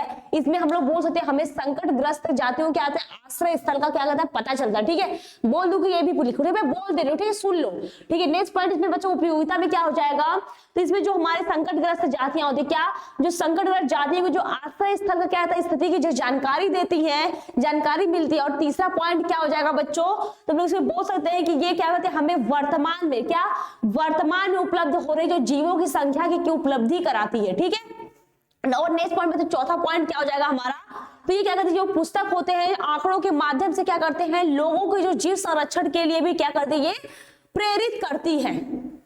क्लियर है, बताओ, यहां तक तो क्लियर है। अब देखते हैं बच्चों हमारा अगला क्वेश्चन क्या है। ठीक है, नेक्स्ट क्वेश्चन देखते, नहीं तो बोलोगे बहुत हो गई, एक ही क्वेश्चन कब से पढ़ लेना। अब देखते हैं बच्चों अगला क्वेश्चन क्या हमारा।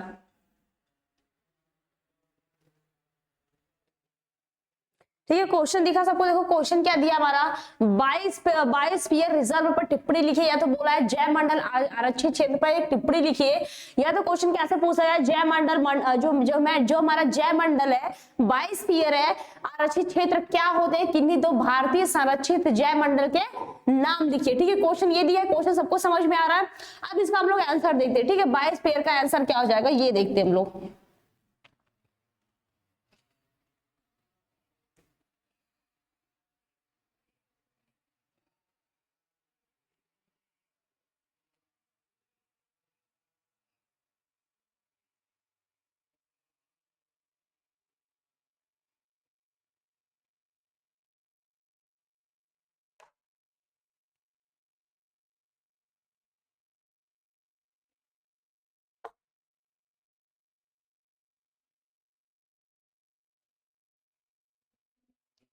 ठीक है, देखते इसका आंसर क्या आ जाएगा। पहले लिखेंगे कि हम लोग बायोस्फीयर, क्या लिखेंगे, बायोस्फीयर तो जैव मंडल।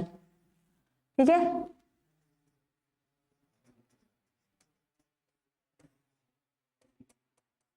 अब देखते हैं जैव मंडल होता क्या। तो हम लोग इसमें बच्चों बोल सकते हैं यह संरक्षित क्षेत्र की क्या होती है, एक विशेष श्रेणी होती है। क्या होती है, यह संरक्षित क्षेत्र की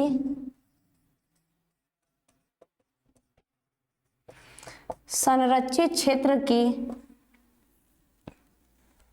ठीक है, क्या होती है बच्चों, यह संरक्षित क्षेत्रों की एक विशेष श्रेणी होती है, क्षेत्रों की एक विशेष श्रेणी होती है।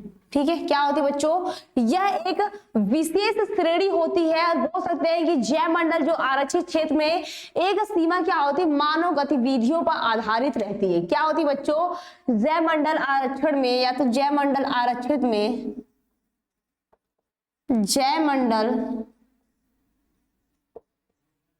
ठीक, क्या हो जाएगा बच्चों, जैव मंडल आरक्षण में, ठीक है, क्या हो जाएगा इसमें, जैव मंडल आरक्षित क्षेत्र, या फिर जो होते हैं आरक्षण क्षेत्र में होते हैं, आरक्षित क्षेत्र में। ठीक है, और इसका आंसर क्या हो जाएगा, आरक्षित क्षेत्र में एक सीमा तक, एक सीमा तक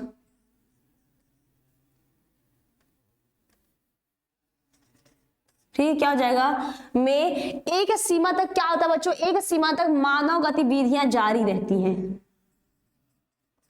मानव गतिविधियां जारी रहती हैं।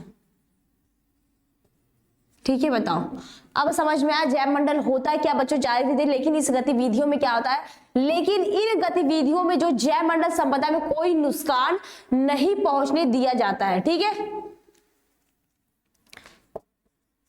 लेकिन इन गतिविधियों में क्या हो जाएगा बच्चों, लेकिन इन गतिविधियों में कोई भी क्या हो जाएगा बच्चों, इन गतिविधियों से जैवमंडल को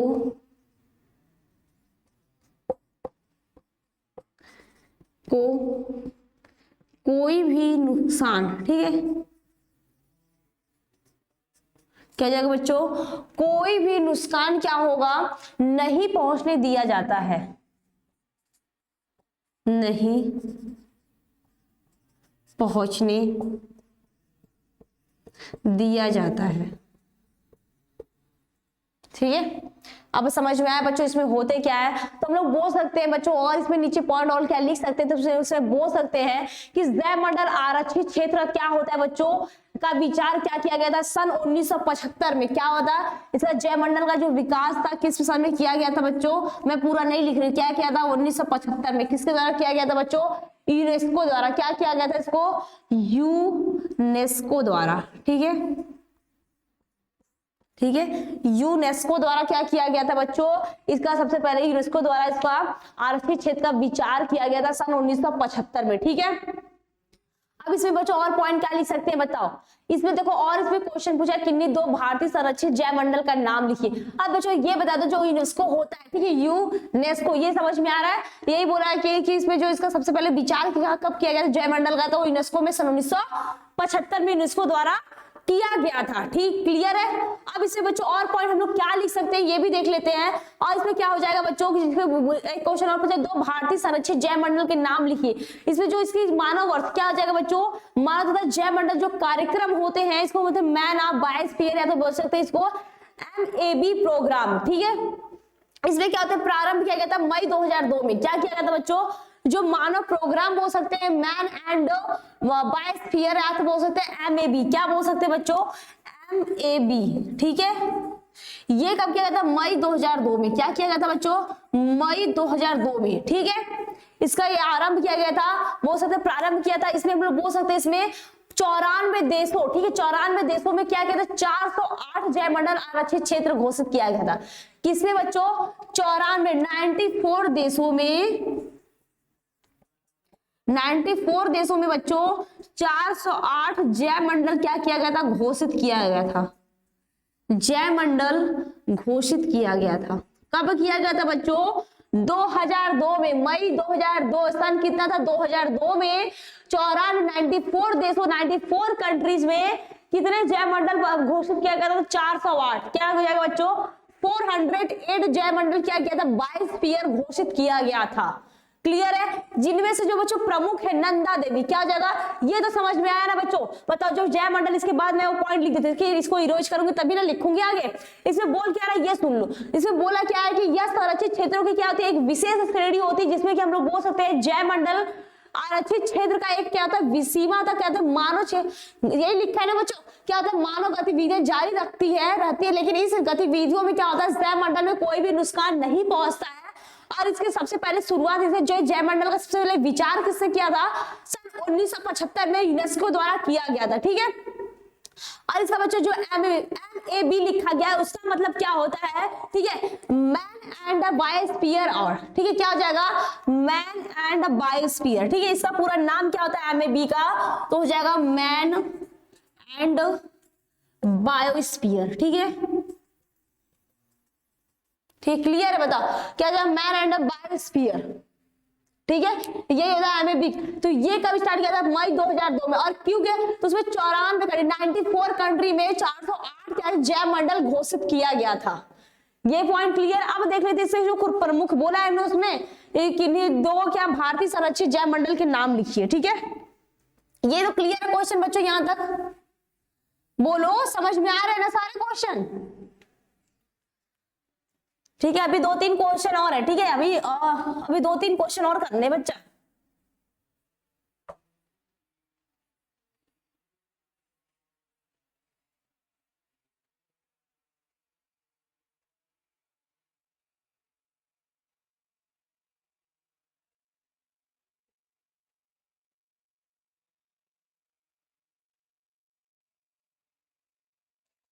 तुम लोग कहते रहते मोबाइल चार्ज नहीं है ना, बोलो यही कहते मोबाइल, अरे जब पढ़ना है तो मोबाइल चार्ज करके बैठो ना बच्चा, बहाने क्यों बनाते मोबाइल चार्ज नहीं ऐसे नहीं वैसे। हाँ पढ़ना तुमको है, ठीक है, घर वालों को नहीं एग्जाम देने जाके, या तो जो टीचर पढ़ा तो उसको थोड़ी ना जाके एग्जाम देने तुम्हारे कॉपी भरने हैं, तुमको पढ़ने, तुमको नंबर लाने, नंबर तो लाने नहीं ना, टॉपिक करने ना, तो उसके हिसाब से पढ़ाई करो, ठीक है, बहाने बनाना बंद करो। अब देखो क्या हो जाएगा बच्चे, इसमें बोला है ये प्रमुख, इसमें से जो प्रमुख क्या क्या हो सकते हैं, बोल सकते हैं पहला क्या हो जाएगा, नंदा देवी। ये कहाँ पे स्थित है, उत्तराखंड में। कहाँ पे स्थित है बच्चों, नंदा देवी हो जाएगा। ये कहाँ पे स्थित है, तो उत्तराखंड में, उत्तराखंड में, ठीक है। और दूसरा क्या हो जाएगा बच्चों, तो पंचमढ़ी क्या हो जाएगा, ये कहाँ पे स्थित है, तो पंचमढ़ी स्थित है मध्य प्रदेश में, मध्य प्रदेश, ठीक है। और तीसरा क्या हो जाएगा बच्चों, तो बोल सकते हैं सुंदरवन। ये कहां पे स्थित है, पश्चिम बंगाल में। कहां पे स्थित है, सुंदरवन, ये कहां पे स्थित है, पश्चिम बंगाल में, ठीक है। क्लियर है, बताओ। अब क्लियर है सारे पॉइंट, ये कहां पे स्थित है, तो बोल सकते हैं ये पश्चिम बंगाल। अब देखो 2-3 पॉइंट है, मैं उसको नोट डाउन नहीं कर रही हूँ, ठीक है भाई, डायरेक्ट बोल दे रही हूँ बच्चों, उसमें लोड है। इससे पहले तो बोल सकते हैं जयमंडल पे जो आरक्षित क्षेत्र होता है इसको 3 भागों में बांटा गया, ठीक है। मेन जो पॉइंट वही बता दे रही हूँ। इसमें पहला क्या हो जाएगा, परिचालन क्षेत्र। क्या, परिचालन क्षेत्र हो जाएगा, प्रतिरोध क्षेत्र हो जाएगा, ठीक है। इससे पहला इसको जयमंडल को 3 भागों में बांटा गया है, तो क्या हो जाएगा, परिचालन क्षेत्र, परिचालन क्षेत्र हो जाएगा बच्चों। और क्या हो जाएगा दूसरा, तो बोल सकते हैं प्रतिरोध क्षेत्र। क्या हो जाएगा, प्रतिरोधक क्षेत्र हो जाएगा, प्रतिरोधक क्षेत्र, ठीक है। और तीसरा बच्चों क्या हो जाएगा, तो केंद्रीय क्षेत्र। क्या हो जाएगा, केंद्रीय क्षेत्र, ठीक है। अब इन सब के बारे में मैं बता देती हूँ, ठीक है। क्या हमारे जयमंडल, देखो इस पे कैसे क्वेश्चन आए, कितने भागों में बांटा गया, तो मैं इसमें इसलिए बता दे रही हूँ, ठीक है, कि इसमें क्या तुमको पूरे अच्छे से क्लियर हो जाए, कहीं से भी क्वेश्चन पूछे तुम वो बता सको। इसमें तो परिचालन क्षेत्र में होता क्या, तो मैनिपुलेशन भी बोल सकते, क्या मैनिपुलेशन एरिया, तो ट्रांसमिशन एरिया या फिर ट्रांसमिशन जोन बोलते हैं। इसमें होता क्या है, तो बोल सकते हैं यह जयमंडल क्या होते हैं, आरक्षित क्षेत्र, क्या बाहरी क्षेत्र, ठीक है। आरक्षित क्षेत्र का क्या होता है, बाहरी क्षेत्र है। इस क्षेत्र में जो मानव बस्तियां बसती है, क्या, जो मानव जीवन, जो मानव बस्तियां होती है, इसलिए इसको बोल सकते हैं सक्रियता वाला क्षेत्र होता है, ठीक है। इसीलिए इसको बोलते हैं मैनिपुलेशन, या तो इसको ट्रांसमिशन जोन भी बोलते हैं। क्लियर है क्वेश्चन, ये पॉइंट क्लियर, पहला परिचालन क्षेत्र। अब दूसरा बच्चों देखते हैं प्रतिरोध क्षेत्र, ठीक है, दिख रहा है सबको ना। अब दूसरा देखते हैं इसमें प्रतिरोध क्षेत्र में होता क्या है, तो बोल सकते हैं परिचालन के अंदर क्या हो जाएगा बच्चों, परिचालन ट्रांसमिशन के जोन के अंदर इसमें क्या होता है, क्षेत्र में प्रतिरोधक होता है, ठीक। क्या होता है, प्रतिरोधक क्षेत्र कहलाता है। इस क्षेत्र में जो मानव बस्तियां बसती, क्या, जो मानव जीवन बसती है, इसमें बोल सकते हैं इस भाग में मानव क्रिया क्या कहता है। लेकिन इसमें जो सीमित बस्तियां होती है, क्या, मानव बस्तियां तो नहीं होती है, लेकिन जो भी होती है, क्या, लेकिन सीमित क्रियाएं होती हैं, ठीक है। इसमें मानव बस्तियां नहीं बसते। इसमें पहले में क्या था, मानव बस्तियां बसती थी, लेकिन इसमें क्या होता है, प्रतिरोधक में इसमें मानव बस्तियां नहीं बसती, लेकिन जो क्रियाएं होती है वो क्या होती है, सीमित होती हैं। अब तीसरा आता है बच्चों केंद्रीय क्षेत्र, ठीक है। इसमें देखो क्या होता है, तो बोल सकते हैं इसको कोर जोन। क्या बोल सकते हैं, कोर जोन। इसमें जो होता है, ठीक है, इसको बोलते हैं हम लोग बफर जोन। क्या, जो प्रतिरोधक होता है इसको बोलते हैं बफर जोन, और जो परिचालन होता है इसको मैनिपुलेशन जोन बोलते हैं, या तो ट्रांसमिशन जोन बोलते हैं, और जो केंद्रीय होता है इसको कोर जोन बोलते हैं। क्लियर है, ठीक है। अब देखो इसमें बोल क्या रहा है, जो कोर जोन होता है, जो केंद्रीय जोन होता है, तो इसमें बोल सकते हैं यह जयमंडल। क्या जाएगा बच्चों, यह जयमंडल का केंद्रीय भाग होता है। यह क्या होता है, यह भाग पूरी तरह से वन्य जीवों के लिए क्या होता है, वन्य जीवों के लिए संरक्षित होता है। और इस भाग में बोल सकते हैं बच्चों, इस भाग में मानव क्रियापूर्ण क्या होता है, पूर्णतः प्रतिबंधित होती है, ठीक है। क्लियर हुआ पॉइंट, बताओ।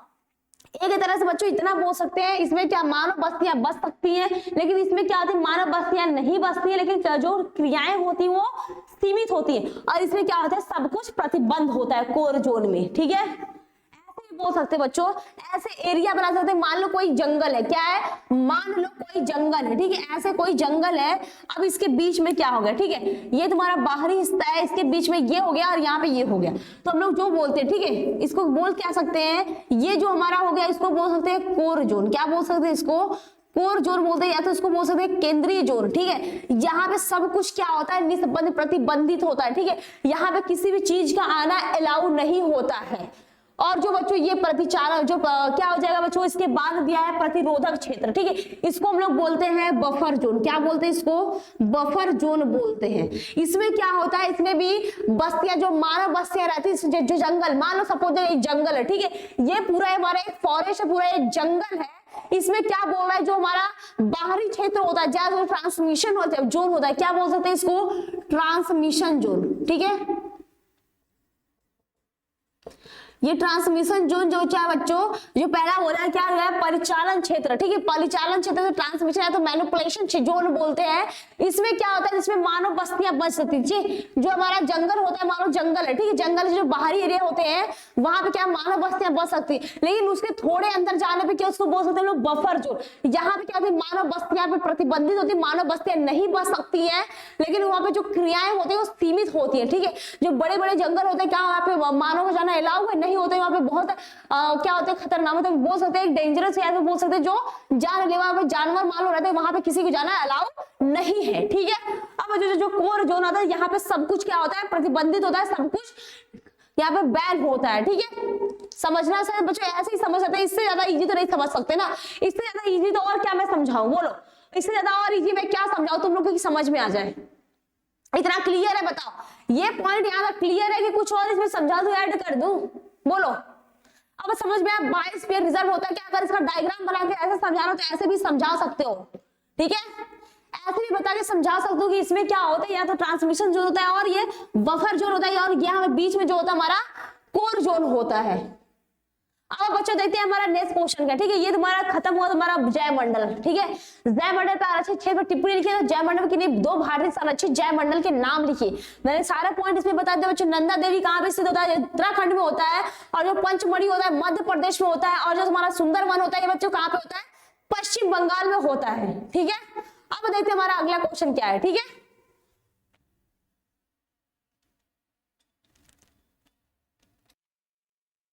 ठीक है, नेक्स्ट क्वेश्चन दिखा सबको, देखो दिया क्या हुआ है। अगला क्वेश्चन क्या है, जैव विविधता के स्तर को कितने भागों में विभक्त किया गया है, ठीक है।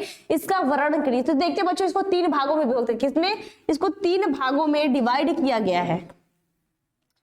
तो पहला कौन सा हो जाएगा बच्चों, इसको पहला बोल सकते हैं आनुवांशिक विविधता। क्या हो जाएगा, पहला आनुवांशिक विविधता होता है। दूसरा क्या होता है बच्चों हमारा, बताओ, दूसरा हमारा होता है जाति विविधता। तीसरा होता है समुदाय एवं पारिस्थितिक विविधता, ठीक है। इसी तीनों के बारे में पढ़ना है।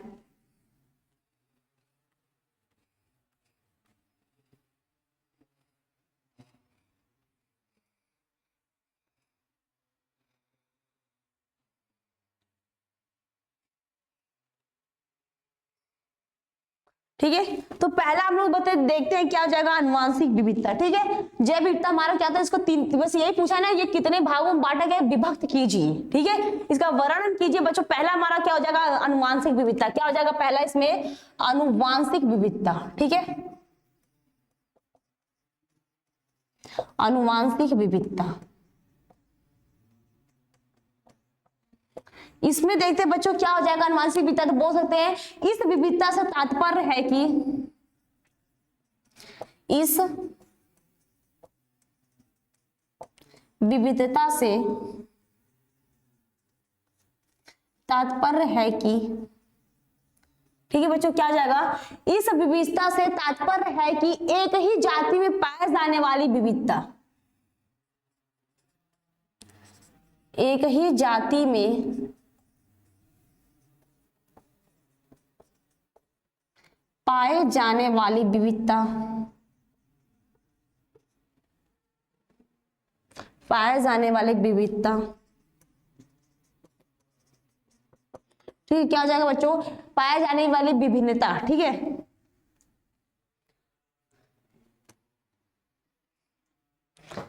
पाए जाने वाली विभिन्नता से है।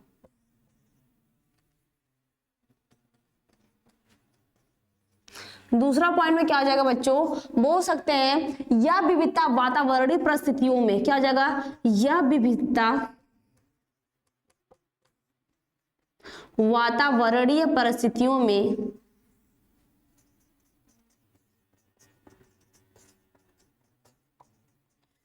वातावरणीय परिस्थितियों, ठीक है, यह विविधता क्या जाएगा बच्चों, वातावरणीय परिस्थितियों क्या होता है, अनुकूलन, क्या अनुकूलन एवं स्वस्थ प्रजनन के लिए उपयोगी होता है, में अनुकूलन एवं स्वस्थ पर्यावरण के लिए पर्यावरणीय, ठीक है बच्चों, स्वस्थ पर्यावरण के लिए क्या बोल सकते हैं, स्वस्थ प्रजनन के लिए क्या होता है, उपयोगी होता है, ठीक है, स्वस्थ प्रजनन, ठीक है, पर्यावरणीय स्वस्थ प्रजनन के लिए क्या होता है, उपयोगी होता है, स्वस्थ प्रजनन के लिए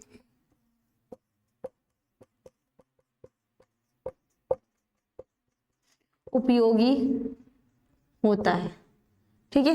इसमें तीसरा पॉइंट देख लेंगे बच्चों, क्या हो जाएगा, तो यह क्या होता है बच्चों इसी में कि यह जातिवरण, क्या हो जाएगा, यह जातिकरण या फिर नई जाति, यह जातिकरण एवं नई जाति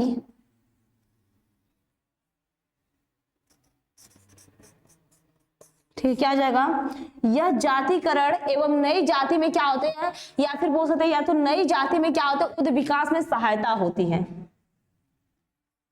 या नई जाति में, नई जाति के उद्योग विकास में सहायता करती है,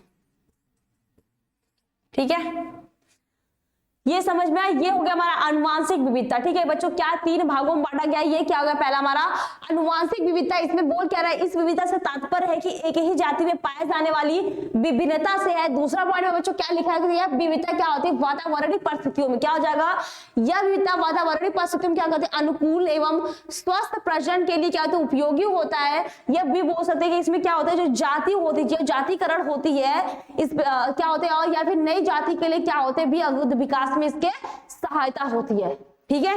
ये पॉइंट क्लियर, आनुवांशिक विविधता। अब दूसरा पॉइंट इसमें देखते हैं बच्चों, क्या हो जाएगा, जाति स्पीसीज विविधता, ठीक है, जाति विविधता क्या हो जाएगा, इसको देख लेते हैं। ये तो क्लियर है,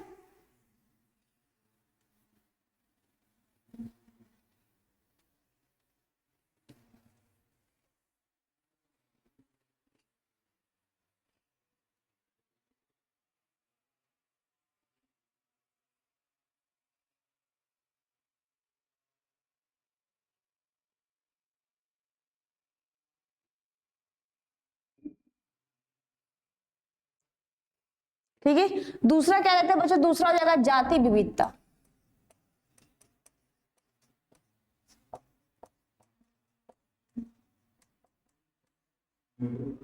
ठीक है।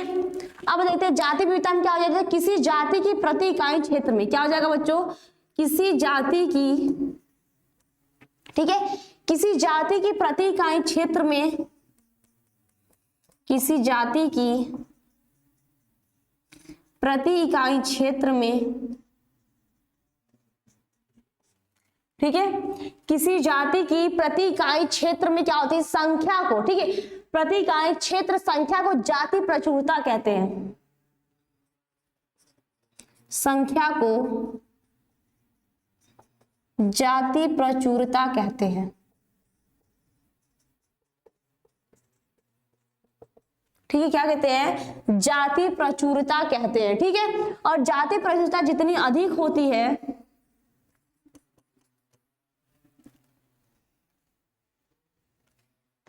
क्या जाएगा, जाति प्रचुरता जितनी अधिक होती है, प्रचुरता जितनी अधिक होती है,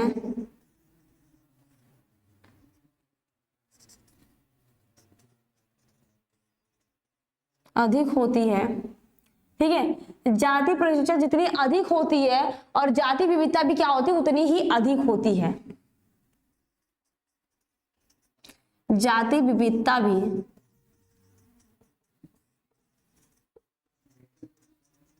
उतनी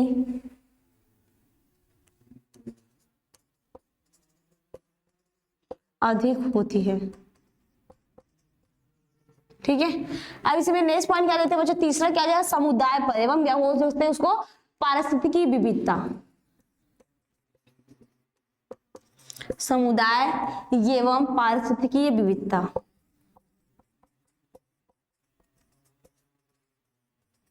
पारिस्थितिकीय विविधता,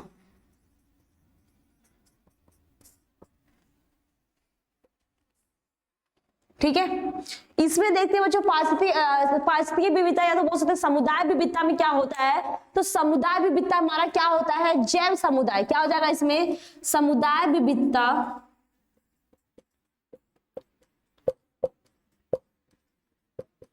ठीक है, क्या हो जाएगा, समुदाय विविधता, जैवीय समुदाय, जैवीय समुदाय, ठीक है। क्या हो जाएगा, समुदाय विविधता, जैवीय समुदाय का क्या होता है, जैवीय समुदाय या तो बोल सकते हैं बायोटिक कम्युनिटी। क्या हो जाएगा इसका, बायोटिक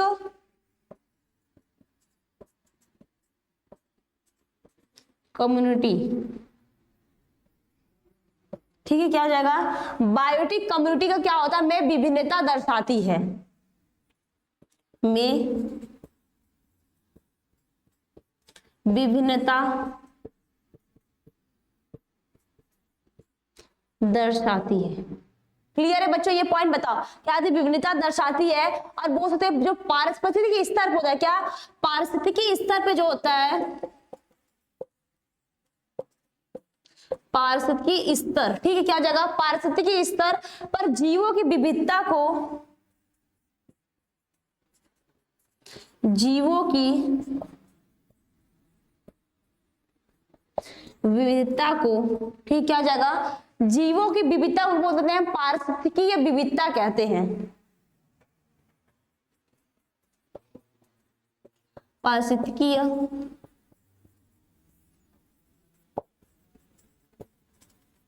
विविधता कहते हैं, ठीक है। बताओ समझ में आया। और ये भी क्या होता है बच्चों, ये तीन प्रकार, क्या सामुदायिक विविधता जो होता है ये तीन प्रकार का होता है। कौन कौन सा होता है, बस नाम बता दे। ये तो पहले क्लियर हो गया ना, बताओ ये क्लियर है, जाति विविधता और क्या बोला है, समुदाय विविधता। क्लियर है क्वेश्चन। और एक क्या था, अनुवांशिक विविधता, उसको मैंने बता दिया। ये देख लो क्या होता है, जो जाति विविधता बोल सकते हैं किसी जाति के प्रति इकाई क्षेत्र में, क्या हो जाएगा, किसी जाति की जो प्रति इकाई क्षेत्र होती है, क्षेत्र की जो जाति की प्रचुरता को हम लोग प्रचुरता कहते हैं। क्या कहते हैं, जाति की प्रचुरता कहते हैं। और जो जाति की प्रचुरता जितनी अधिक होती है, हमारी जाति विविधता भी क्या होती है, उतनी अधिक होती है। क्या होती है, हमारी जाति विविधता भी उतनी ही अधिक होती है, ठीक है। तीसरा पॉइंट क्या बच्चों, समुदाय एवं पारिस्थितिकीय विविधता। इसमें क्या होता है, तो समुदाय विविधता बोल सकते हैं, जैविक समुदाय या तो बायोटिक कम्युनिटी बोल सकते हैं। में क्या करती है, डिफरेंस वेरिएशन दर्शाती है। क्या दर्शाती है, विभिन्नता दर्शाती है, या तो बोल सकते हैं वेरिएशन दर्शाती है। इसमें क्या होता है, तो पारिस्थितिकी स्तर पे क्या हो जाएगा, पारिस्थितिकी स्तर पे जीवों की विविधता क्या हमारी कहलाती है, पारिस्थितिकी विविधता कहलाती है, ठीक है। ये क्लियर है। अब इसमें क्या होते हैं, तीन प्रकार के होते हैं। क्या होते हैं, वही है जो समुदाय विविधता होती है, ये भी तीन प्रकार की होती है।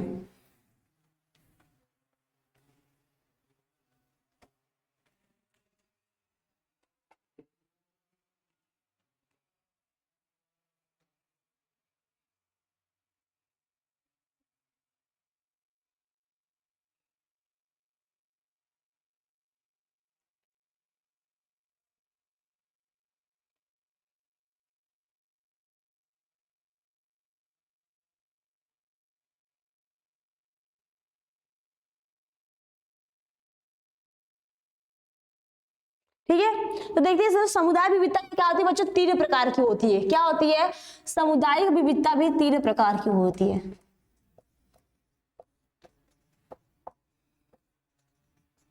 विविधता तीन प्रकार की होती है, ठीक है। कौन कौन सी होती है बच्चों, पहला हमारा हो जाएगा अल्फा विविधता। क्या हो जाएगा, पहला अल्फा विविधता, ठीक है। इसको बोल सकते हैं अल्फा डाइवर्सिटी। दूसरा क्या हो जाएगा बच्चों, तो बीटा क्या हो जाएगा, बीटा विविधता, ठीक है, बीटा डाइवर्सिटी। तीसरा क्या हो जाएगा, गामा, ठीक है। क्या हो जाएगा बच्चों, गामा विविधता या तो गामा डाइवर्सिटी।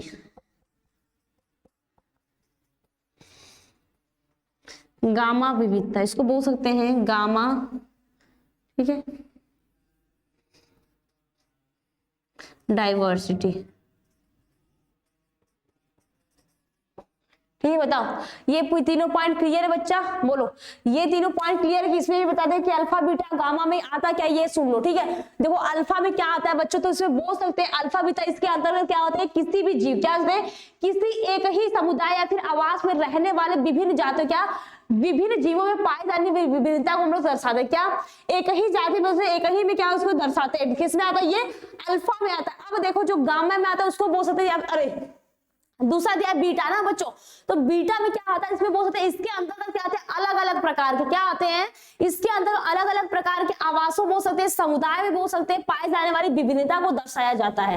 अब तुम्हारा लास्ट क्या है, तुम्हारा गामा है। ठीक है, तीसरा तुम्हारा क्या है, गामा डाइवर्सिटी दिया है, गामा विविधता दिया है, उसमें क्या होता है, तो इसमें बोल सकते हैं इसे क्या बोलते हैं, क्षेत्रीय विविधता भी बोलते हैं। क्या बोलते हैं इसे, क्षेत्रीय विविधता। किससे बोलते हैं इसे को, ठीक है, जो गामा, जो हमारा गामा होता है इसे हम लोग बोलते हैं क्षेत्रीय विविधता। ठीक है, क्या बोलते हैं इसको, क्षेत्रीय विविधता बोलते हैं। इसमें क्या होता है बच्चों, इसमें एक क्षेत्र में क्या बोल सकते हैं, इसमें एक क्षेत्र में पाए जाने वाली विभिन्न क्या विभिन्न आवासों की जैव विविधता दर्शाई जाती है। ठीक है, बताओ ये क्वेश्चन पूरा क्लियर है। अब देखते हैं बच्चों अगला क्वेश्चन क्या हमारा। ठीक है, नेक्स्ट क्वेश्चन देखते हैं क्या है।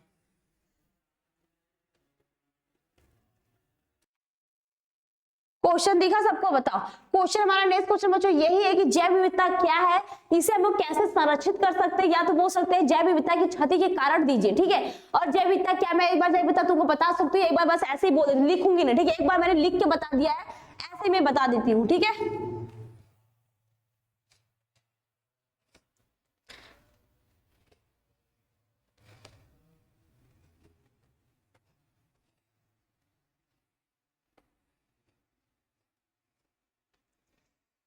देखो बच्चों जैव विविधता हमारा क्या होता है, मैं क्वेश्चन हाइड कर दूं ना, क्वेश्चन बहुत बड़े हैं। बोलो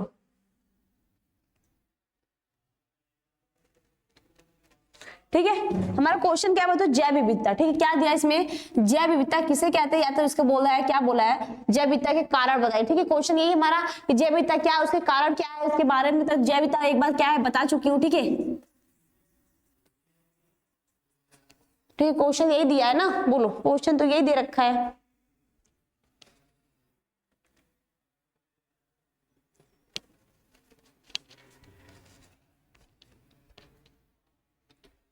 ये क्वेश्चन यही है ना, दिख रहा है सबको। ठीक है, इसमें बोला है क्या बच्चों, किसी भौगोलिक क्षेत्र में जो जाति की जो क्षेत्र के मुख्य कारण होते हैं, क्या इसके जो मुख्य कारण होते हैं, संकटग्रस्त जाते हैं, संकटग्रस्त जाते हैं क्या होते हैं ये भी बता चुकी बच्चों। संरक्षण के लिए किए गए जो प्रकार होते हैं, इसमें बोल क्या रहा है, जो इसमें आते हैं इन सिटू एक्स सिटू कंजर्वेशन। ठीक है, इसको भी मैंने बता दिया है, तो इसको यहाँ पे बताने की जरूरत नहीं है बच्चों। बोलो इसको भी यहाँ पे बताने की जरूरत नहीं है। अब इसमें जो जैव विविधता होता क्या है, तो इसमें बता दो एक बार फिर से सुन लो। तो जैव विविधता में होता क्या बच्चों, किसी भी पारिस्थितिक तंत्र में था, उसको बोलते तंत्र था जीनोम में जो पारस्परिक निर्भरता तथा उसके अंतः क्रियाएं करते हुए जो पादप होते, जो मतलब प्लांट होते हैं, और जो जंतुओं एवं सूक्ष्म जीवों, ठीक है, जो माइक्रोब्स होते हैं कि विभिन्न जातियां पाई जाती है, वही हमारा क्या कहलाता है बच्चों, जैव विविधता कहलाता है, बायोडाइवर्सिटी कहलाता है। क्लियर है।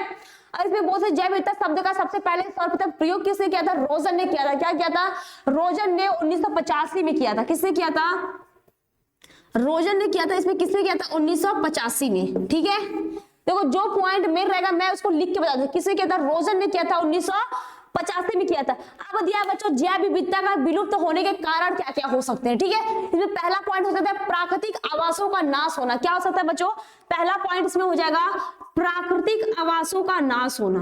ठीक है, प्राकृतिक आवासों का नाश होना।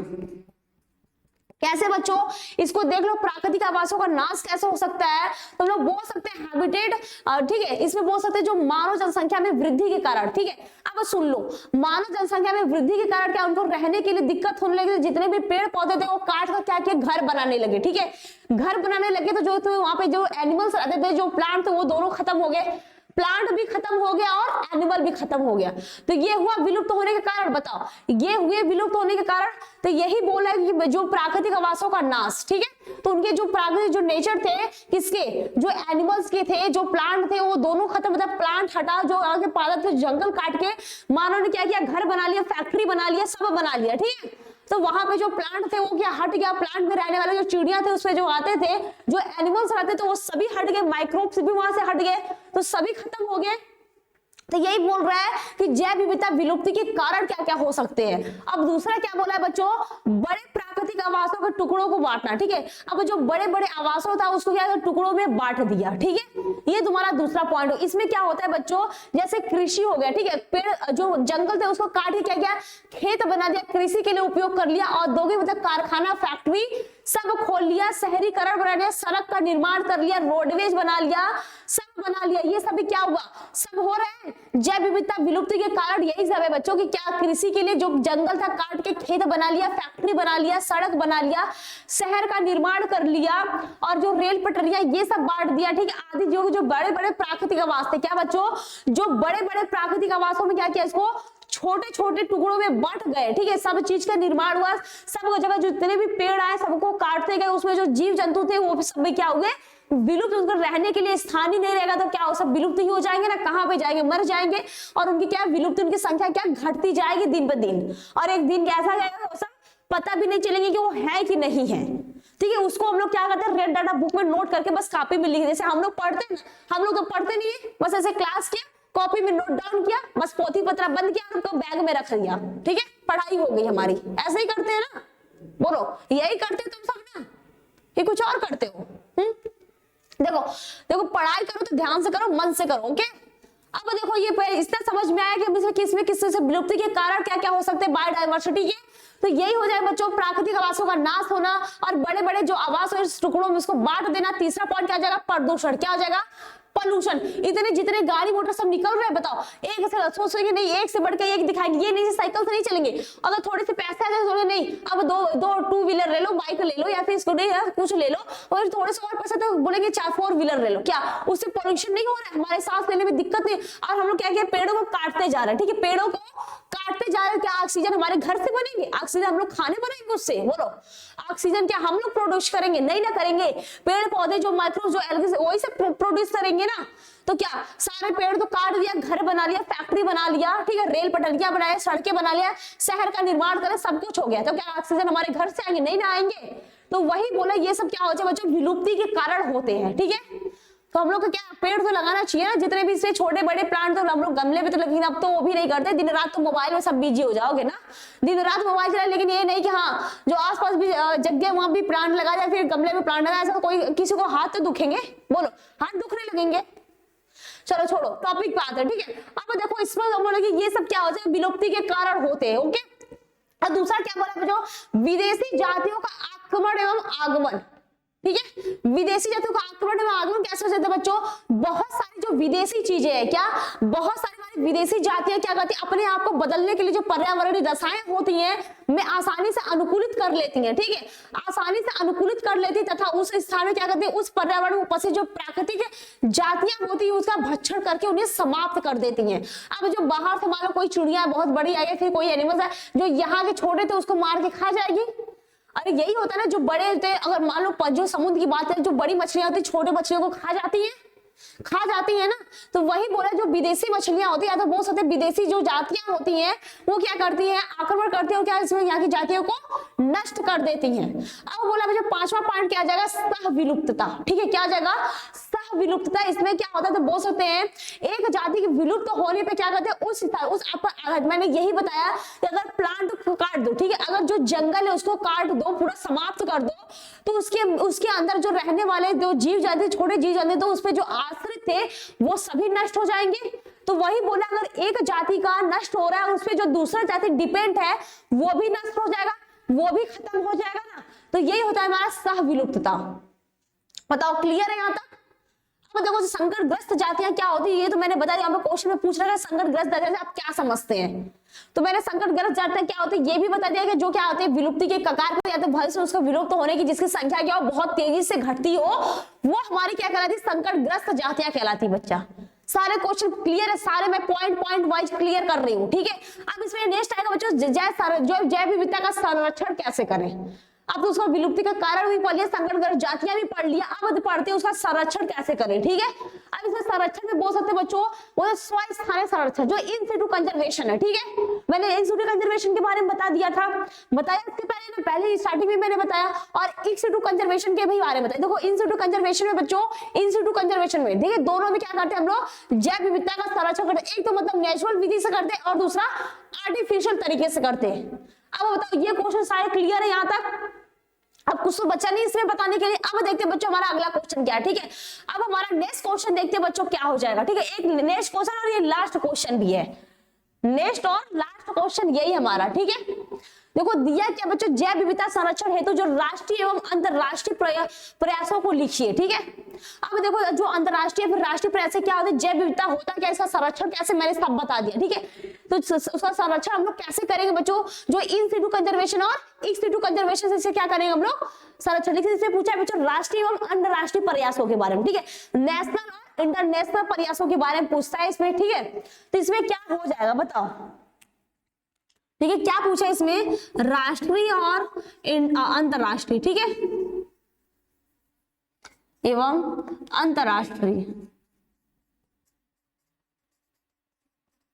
ठीक है। इन दोनों के बारे में देखते हैं क्या हो जाएगा। जैव विविधता संरक्षण किए गए जो अंतरराष्ट्रीय और राष्ट्रीय, इसमें बच्चों बहुत सारे जो राष्ट्रीय प्रयास होते हैं क्या बच्चे हमारे देश की जो प्रगति होती है क्या, मैं देखो लिख नहीं रही बच्चा, ठीक है। लिख नहीं हूंगी तो बहुत लंबा चली जाएगी, मैं बस बता रही, ध्यान से सुन लो, ठीक है। ध्यान से इसको सुन लो, याद रखिए जितने इसके पॉइंट मेन मैंने सब बता दिया है, ठीक है। अब तुमको ध्यान से सुनने की बारी है, तो सुन को नोट डाउन करो, ठीक है। अब देखो इसमें जो होता है क्या है, जैव विविधता को बोल सकते हैं जो राष्ट्रीय प्रयास होते हैं और अंतरराष्ट्रीय प्रयास। अंतरराष्ट्रीय प्रयास क्या होते हैं बच्चों, इसमें बोलते हैं जैव विविधता होती है क्या, जैव विविधता है तो जो अंतरराष्ट्रीय प्रयास निम्नलिखित है बोल सकते हैं। सर्वप्रथम क्या पेरिस में सन 1900 किसमें किया था, 1902 में, ठीक है। 1902 में जो प्राकृतिक संरक्षण के लिए बोल सकते हैं एक अंतरराष्ट्रीय प्रतिज्ञा सभी जो यूरोपियन देशों को क्या हस्ताक्षर किए गए, ठीक है। क्या किए गए, हस्ताक्षर किए गए। दूसरा क्या जाएगा बच्चों, स्विट्जरलैंड में, क्या स्विट्जरलैंड में भी सन 1948 में क्या किया गया, प्राकृतिक आवासों संपदाओं के संरक्षण के लिए इसमें बोल सकते हैं सभी देश या स्विट्जरलैंड हो जाएगा तुम्हारा। और विश्व कोष जो उसको WWF बोलते हैं, ठीक है, वर्ल्ड वाइड बोल सकते बच्चों, ठीक है। ये कोष जो होता है विश्व वन्य जीवन जो हमारा कोष होता है, ठीक है। इसमें क्या होता है तो बोल सकते हैं इसमें नामक जो सहायक संगठन स्थापित किया गया जिसका इसका मुख्यालय कहाँ पे है, स्विट्जरलैंड में है। इसमें बोलते हैं जो भारत में जो WWF का मुख्यालय कहाँ पे, इसमें मुंबई में है। इसमें क्या 1969 में क्या ऐसा कार्य कर रहा है, ठीक है, वहां से इसका कार्य। अब देख लेते हैं इसका राष्ट्रीय, ठीक है, ये तो तुम्हारा अंतरराष्ट्रीय हो गया। राष्ट्रीय क्या होता है, इसमें सन 1952 में क्या किया गया था, सन 1952 में, ठीक है, सन 1952 में, ठीक है। इसमें क्या किया गया था, इसमें बोल सकते संपूर्ण देश में जो प्रत्येक वर्ष 1 से 7 तक, ठीक है, 1 से 7 अक्टूबर तक क्या किया गया था, वन्य जीव क्या किया था बच्चों, वन्य जीव सप्ताह मनाया जाता है। एक सप्ताह पूरा मनाया जाता है वन्य जीव सप्ताह, ठीक है। स्टार्ट कब हुआ था, 1952 से 1952 से, ठीक है। अब दूसरा क्या जगह 19 जुलाई में, क्या 1955 में क्या किया गया था बच्चों, बोल सकते संपूर्ण देश में 1 से 7 अक्टूबर, ठीक है, 1 से 7 अक्टूबर बोल सकते हैं वन्य जीव सप्ताह मनाया जाता है। 1980 में क्या किया गया था बच्चों, भारत में जल संरक्षण हेतु जो पर्यावरण विभाग की क्या की गई, स्थापना की गई थी, ठीक है। राष्ट्रीय अंतरराष्ट्रीय दोनों समझ में आ गए, इसी के बारे में सारा लिखना है बच्चों। और इसमें सारे क्वेश्चन यहाँ पे क्लियर है, बताओ सारे क्वेश्चन समझ में आए, यहाँ तक सबका क्लियर है क्वेश्चन के कुछ और पूछना है, बताओ। इसमें हम लोग ये भी बोल सकते हैं एक और पॉइंट बच्चों क्या हो सकता है, जो सन 1985 में क्या किया था, जो पर्यावरण संबंधी होते हैं, क्या पर्यावरण संबंधी जानकारी देने हो तो एनवीस क्या हो जाएगा, एनवीस की भी शुरुआत की गई थी, जिसके जो उद्देश्य क्या क्या हो सकते हैं, तो पर्यावरण समस्त जो जानकारी होती है, जो पर्यावरण से रिलेटेड जितनी जानकारी होती है उसको क्या क्या एकत्रित करके उसे फैलाने का कार्य करती है, ठीक है। बताओ सारे क्वेश्चन क्लियर है कि कुछ और भी बाकी है। मैंने सारे क्वेश्चन इस चैप्टर के सभी क्वेश्चन मैंने करा दिए, ठीक है। अब यहाँ पे क्या करते हैं हम लोग, क्लास स्टॉप करते हैं, ओके बच्चों।